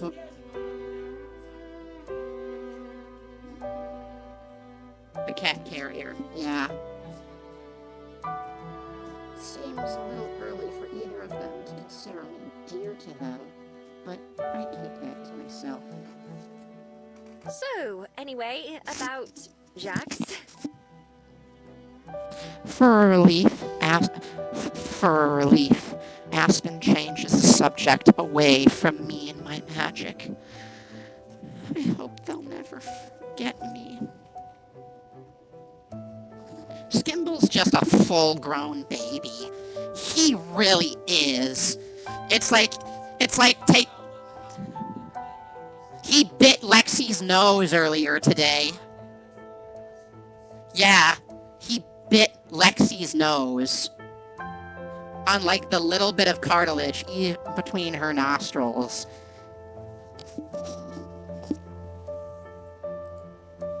As Juliet and Aspen chat between themselves, the conversation drifts onto things I don't know about and people and places I don't recognize. It's probably all related to books.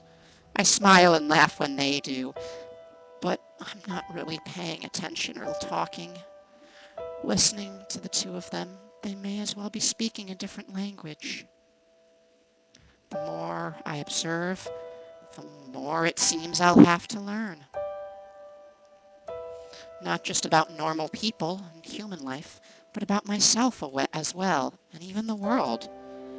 In one day, both Aspen and Juliet were able to figure out what I am and how my magic works.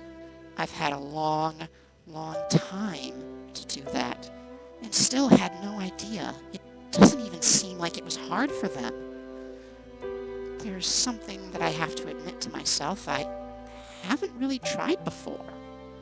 Just what have I been missing out on? I feel something bubbling up inside of me, the same feeling as yesterday when I decided to come back to the library instead of running away. Something that makes me clench my fists and take a deep breath as I make another decision. Something that I realize I can put a name to, even though it's a new one for me. This is what people call hope, even if it's pointless in the end. I want to learn how to be a person. Juliet cuts off whatever she was saying mid-sentence. Both she and Aspen turn to face me, eyes wide. Oops, I guess I should have started by waiting for them to stop talking. God, Miho, you have got such autistic ADHD kid energy. Stop being so relatable, goddammit. Want to... What? I've already messed this up, Be a but I keep going. person to know about the things you two are talking about. All the stuff that you give me a weird look for when I don't know. I want to learn about it. I'd say that you're already well on your way. I still can't read yet. Her expression becomes quite serious as she continues. I'm a little glad. She sees as much weight behind this as I feel about it. Miho, there are some things that you can't rush or change overnight. This is definitely one of them. That said, starting can be the hardest part. You've already taken the first steps. What Juliet said. I'm sorry, too. I didn't mean to keep you out of our conversation. No, it's okay. I was busy thinking anyway. Aspen does give off bird energy. My first guess is that Aspen is a mountain bird, maybe an owl. I mean, her coworker at the coffee shop that we saw is definitely a bird, but does Aspen have feathers? Like, we know that we saw a bird working in the coffee shop with Aspen, but I don't know if, hey, Skimble. Oh, hey, Harrow. I can't stop looking for my person, of course, but maybe I can do more than that, too. Another fly on my computer. Get out of here. We'll help you in any ways that we can. Aspen nods in agreement, but then checks the time and It will have to wait sighs. until later, though, because I need to be leaving for work. I'm sure Juliet needs her rest, too. Thanks. I am rather tired. Will you be alright on your own for the day, Miho? Hey, Juliet, do you sleep in a coffin?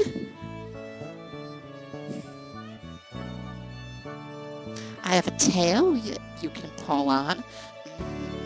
I'd love to gently caress your tail as you melt under my touch, Natasha. I want to hear you whimper and mewl, you cute, adorable little idiot. You're being such a good girl for me.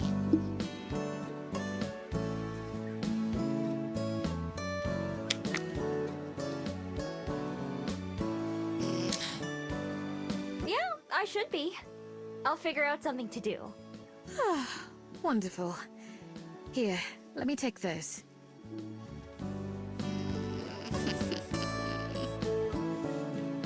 I wonder how long I should go for. I am starting to get tired. She gets up and collects the dirty plates and carries them to the Tomorrow sink. I have to go in earlier than usual to open. If you come by, I can make you that drink again, Miho. As long as you promise not to run away, that is. Sure. Don't worry. I'm not going anywhere this time. Although... will it still be at home? At home? Like... free? Oh, on the house! Yes, of course. This should probably be the last time, though, or my boss will start getting upset. Aw, okay. It was nice while it lasted. Oh, look at her ears go down. Hey, Juliet, do you know a Twinkie pale guy named Astarion? Oh, that little annoyance. Yes, I remember Astarion. Always such a whiner.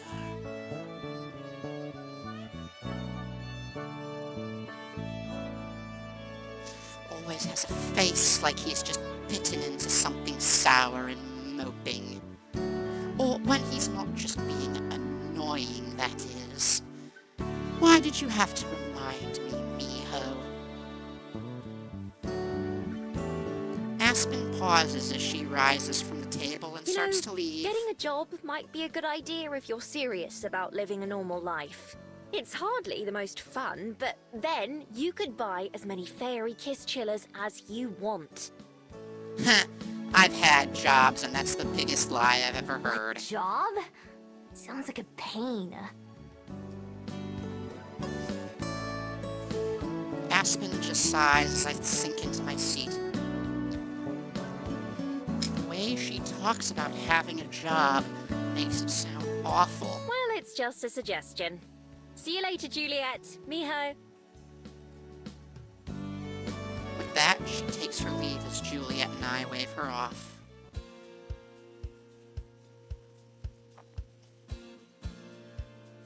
After the sound of Juliet shutting her bedroom door, the whole library is silent, leaving me alone with my thoughts in the kitchen. The doors are unlocked and open to everyone, so it's just a matter of time until the first guests arrive. If my eyes don't give out first, I'll see how much longer I can go. Well, what do I do now? Oh, fuck. The empty room doesn't have an answer. Right about now, I'd usually be scrounging for breakfast, or scoping out a new place, or maybe even planning where I'll spend the night. But with a full bed and a belly to come back to, I don't have to worry about any of that. Instead, I have a lot of free time on my Guess I'll hands. explore.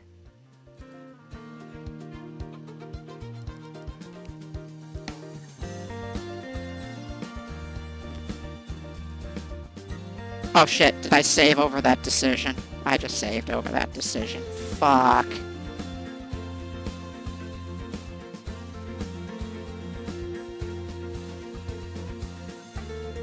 Making my way into town.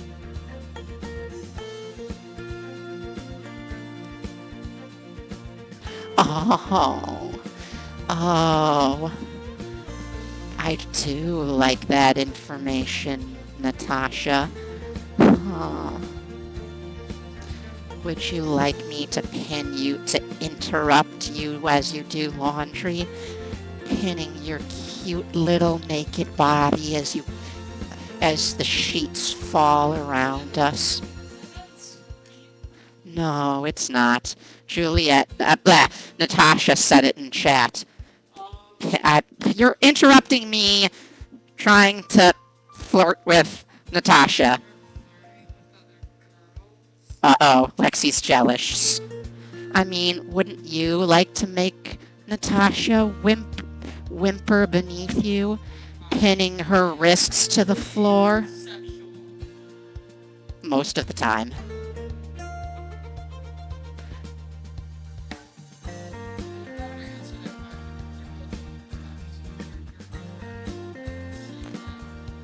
I do think you've definitely got some ace leanings, but that is true. Most of the time you don't. It does make you uncomfortable. I've also remembered... Okay. I'll go back to flirting with Natasha before you interrupt me. Maybe I'll have a little slice of pizza too, and then go to bed soon. Or I could pin your cute little naked body against the sheets that you drop and make you squirm and whimper and beg and moan. Watching your cute little bare body tremble as I run my fingers all over your bare form, sliding my hands up and down, up your thighs, up to the place where you throb, craving my touch. I'd like to hear you cry out as you come for me, Natasha. Like the good little girl that you are, my cute little slut, all eager and waiting for me.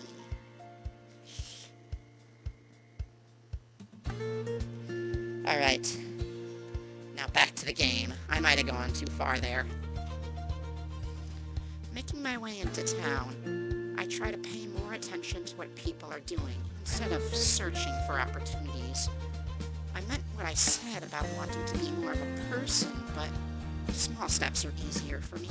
And if there's one thing I'm good at, it's observing. Of course, also be keeping an eye out for anything that can help me find my person, but I have to admit I don't have much of a plan for that. Usually when I go to a new country or city, I'll try to find someone who might know them or who recognizes my scroll. I usually prefer asking other fabled. They're easier to deal with than humans. But it's not a very efficient plan, if I'm being honest. I have to get really lucky for it to work. I haven't come up with any better ideas. Now that Aspen and Juliet have offered to help, maybe they'll be able to think of something new. For now, I'm just killing time. I take it slow passing through the city and pop into some stores along the way. One is full of musical instruments, while right next door is a store selling kitchen utensils. Across the street, there's another place with racks full of used clothes. Sounds like a neighborhood you and I could spend lots of time and way too much money in, Lexi. Instruments and used clothes. Don't you agree? I don't think she heard me.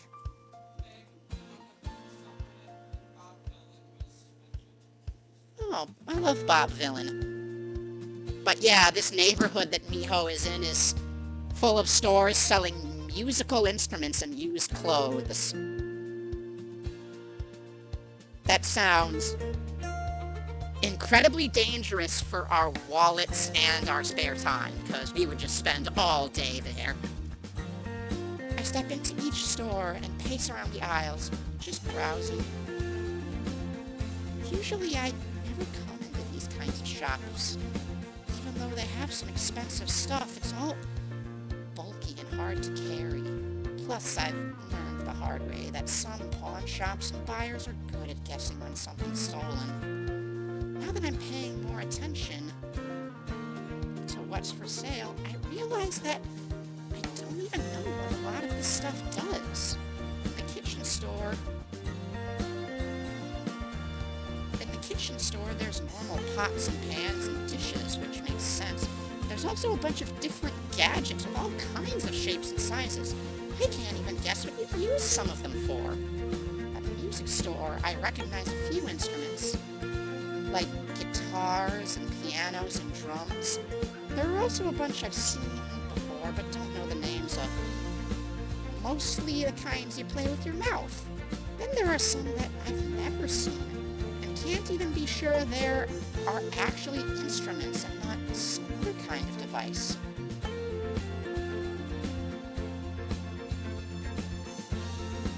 I seem to be the only one having this problem. In both stores, the other customers I've seen all walk around like they know what they're doing, or at least are looking for something in particular. I try to listen in on a conversation someone's having with a salesperson, but it's just like listening to Aspen and Juliet talk. I don't recognize half the words. Yet I don't spend long in either store. This is already harder than I thought. Nearby, there's a clock outside one of the stores, and it informs me that it's only been an hour since I left the library. There's still a long time before Juliet will be up. Guess I'll keep looking around.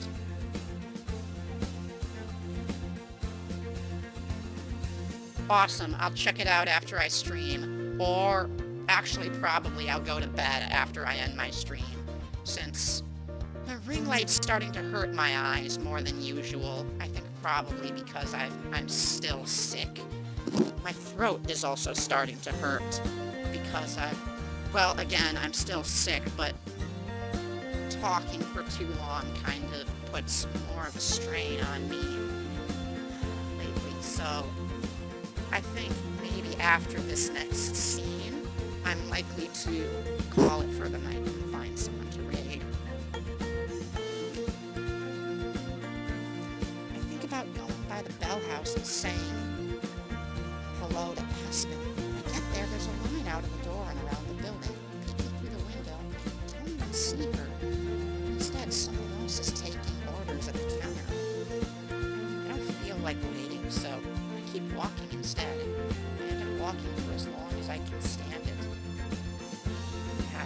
Skyport Beach, past Mount Victoria, back towards town yet again. When eventually it gets too boring for me, I head back to the library. It's much busier now than when I left it. There's a pile of books on the desk that people have brought back, and the checkout sheet is half full. Some of the chairs are occupied, and at least a dozen people are browsing the shelves. None of them pay me any mind, even when I grab a snack from the kitchen and head up to my room. In there, I do the only thing there is to do. Flop onto my bed and look up at the ceiling. Don't get me wrong, I'm glad to have a bed to do that in, but it doesn't help too much right now. I think Miho is getting cabin So I fever can a be little bored bit. outside or bored inside. In my normal life, I'm usually too busy to be bored. Having time to rest and relax can be a luxury. Now, I've got more time than I know what to do with. I hadn't even realized this would be a problem. Autistic/ADHD kid energy. Miho is 100% autistic/ADHD. Probably both. God damn it, Miho. Stop being so much like me. Guess all I can do is wait for Juliet.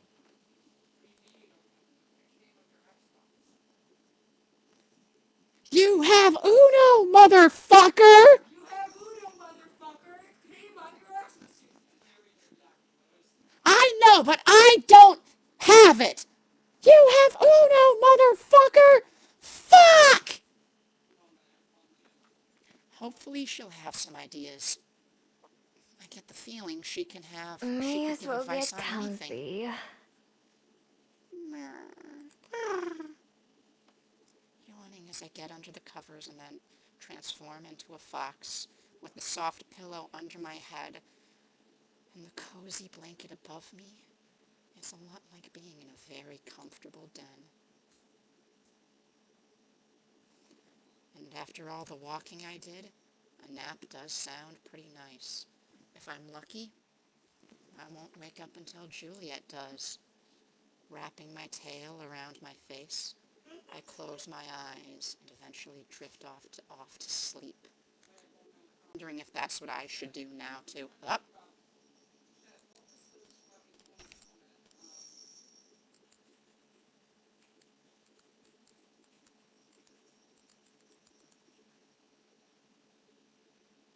Every house a home. What do you think, chat? Should I keep going or should I? I've been going for at least like 4 hours or so. At least. I know the stream crashed in between, but I am really tired. It's almost dark out when I finally open my eyes. Just like this morning, it takes a second for me to remember where I am. Yo, that happens to me too. When I wake up in an unfamiliar place, I kinda silently panic for a little bit. I burrow my way out of the blankets and then retake my human form, rubbing the sleepiness from my eyes. That nap worked better than I expected. Hopefully, Juliet will be awake by now. If she isn't, I don't know what I'll do.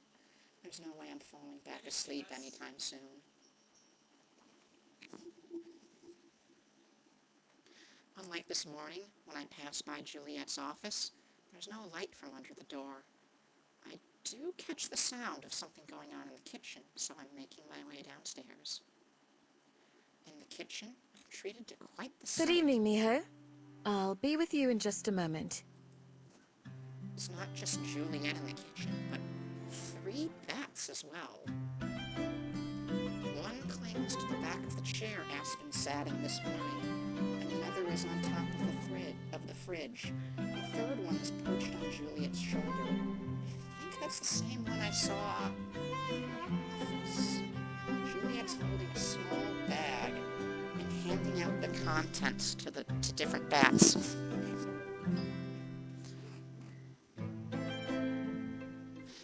On closer inspection, I realize that they're bugs. All the bats devour them greedily, including I'm the one nibbling by Juliet's ear. She doesn't seem too bothered and hands them each another treat.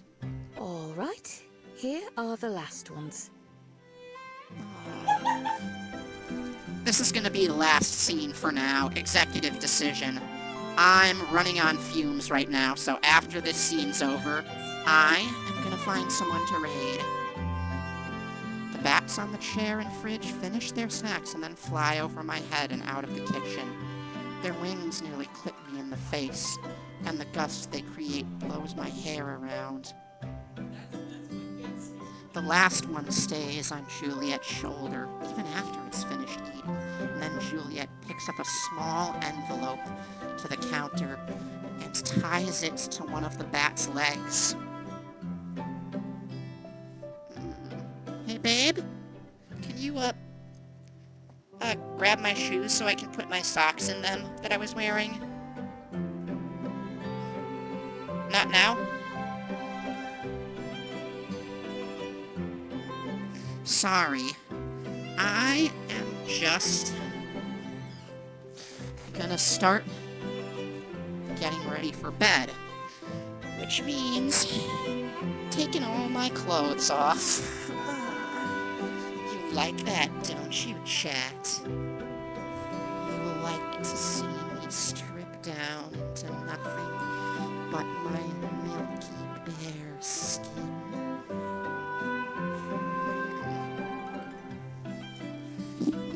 Tank top.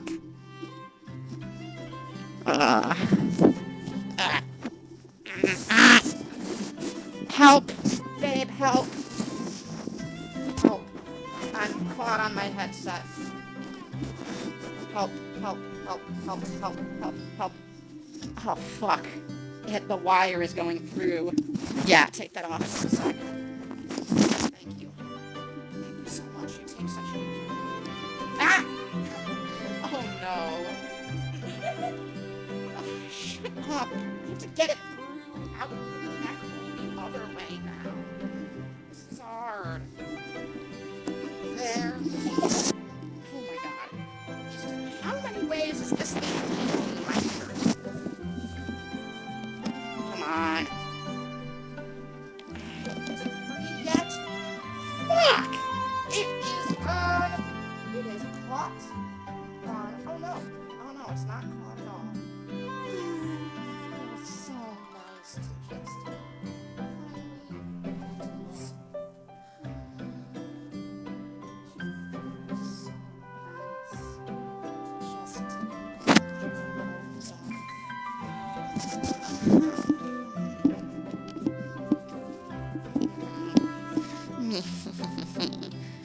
I'm naked. Hey, Natasha, maybe sometime we could explore each other's lovely naked bodies. What do you think? Do you like that idea of my skin pressing against yours, making you squirm and beg for my touch? I bet you do like that, my good girl.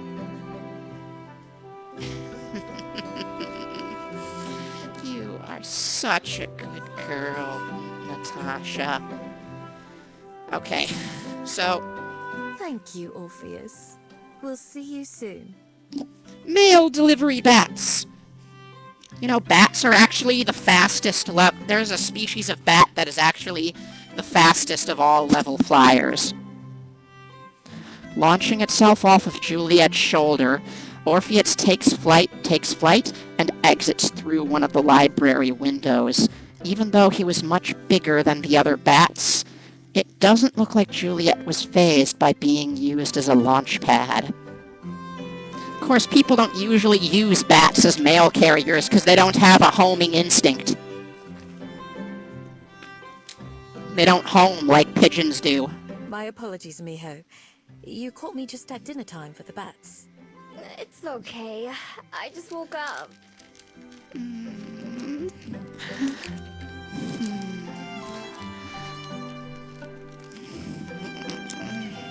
I'm gonna have another cough drop and finish off my water bottle. Then after the scene ends, I'm gonna tuck myself into bed. Probably go to the bathroom first, but yeah. After the scene ends, I'm finding someone to raid and calling it for the night.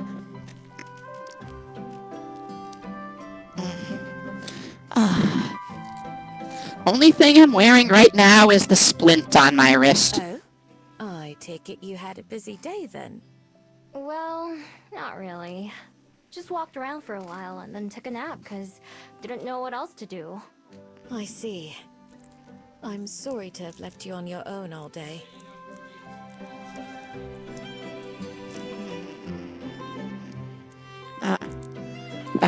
Okay, come on. Shit, I dropped my cough drop. Where'd it go? There it is. Goddamn. I am having such a hard time unwrapping this without being able to use my thumb. Come on.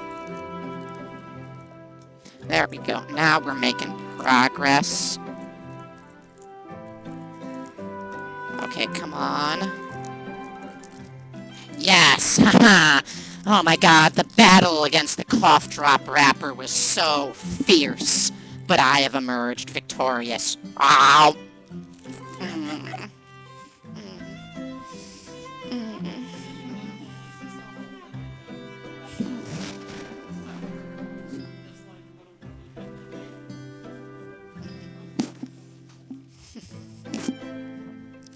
I can't wait to get to know you more personally, Natasha.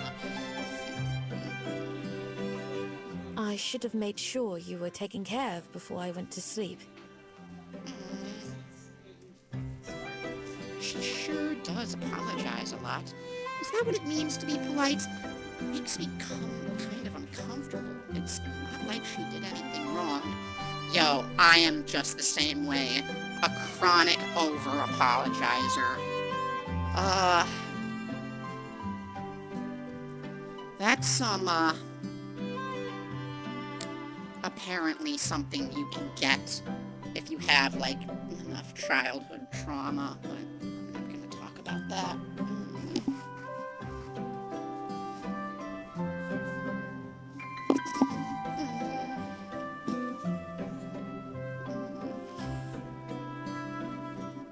What are some of your hobbies? What's a hobby? There are all manner of things tucked away in this room. All that throughout the library. Hobbies. I don't think I know that word.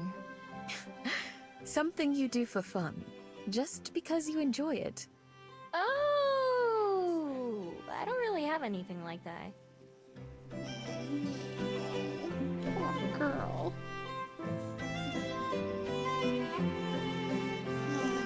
So nice to feel the air against my bare skin.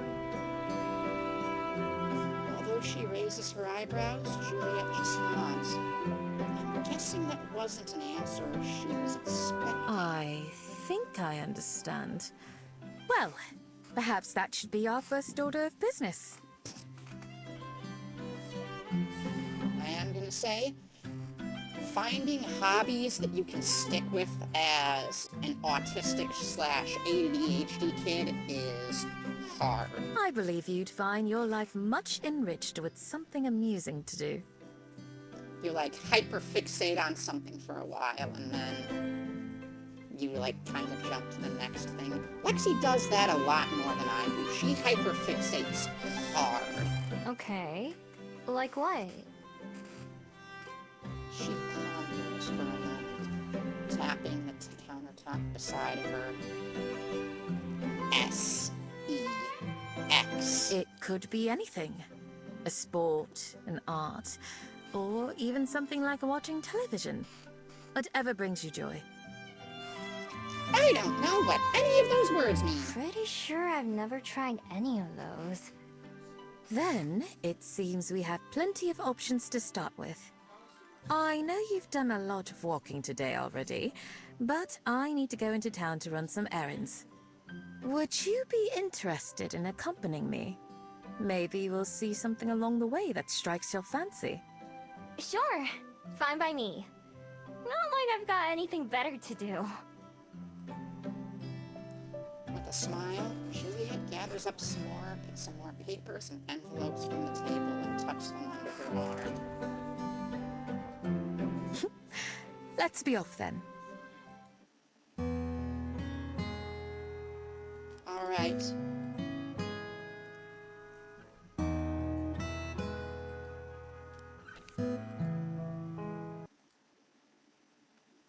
Okay, chat. I'm ending the stream for today. It's becoming Let's difficult. meet again soon.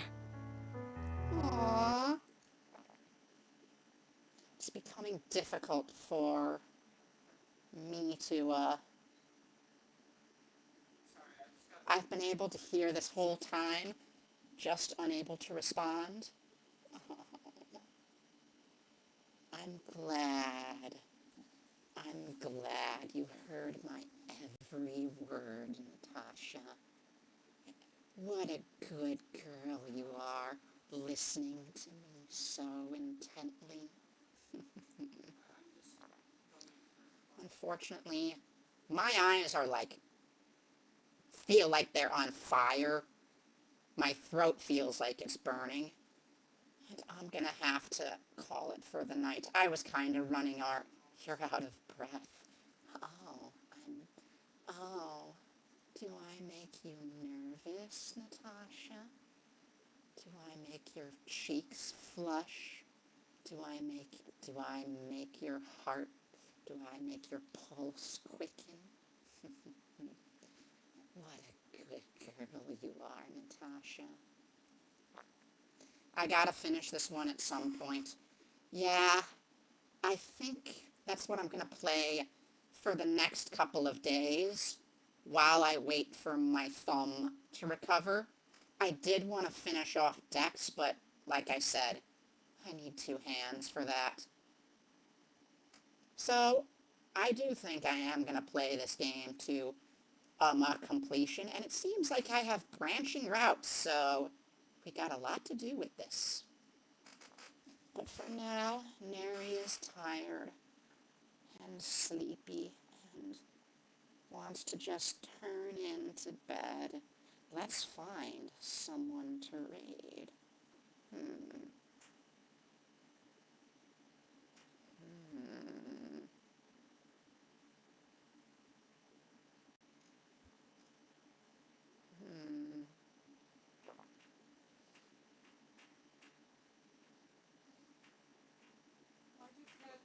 How about Lay Shroom, who's having an emergency donathon? Why don't we pay her a little visit? Listen up, everyone. I want you. We shall cuddle our sharks. Yes, I will cuddle Lexi intently. Okay, so I'm going to send you all to Lay Shroom, who's having an emergency donathon. Everybody, I want you to be good to her. And as always, be gay, do crime, and I'll see you all next time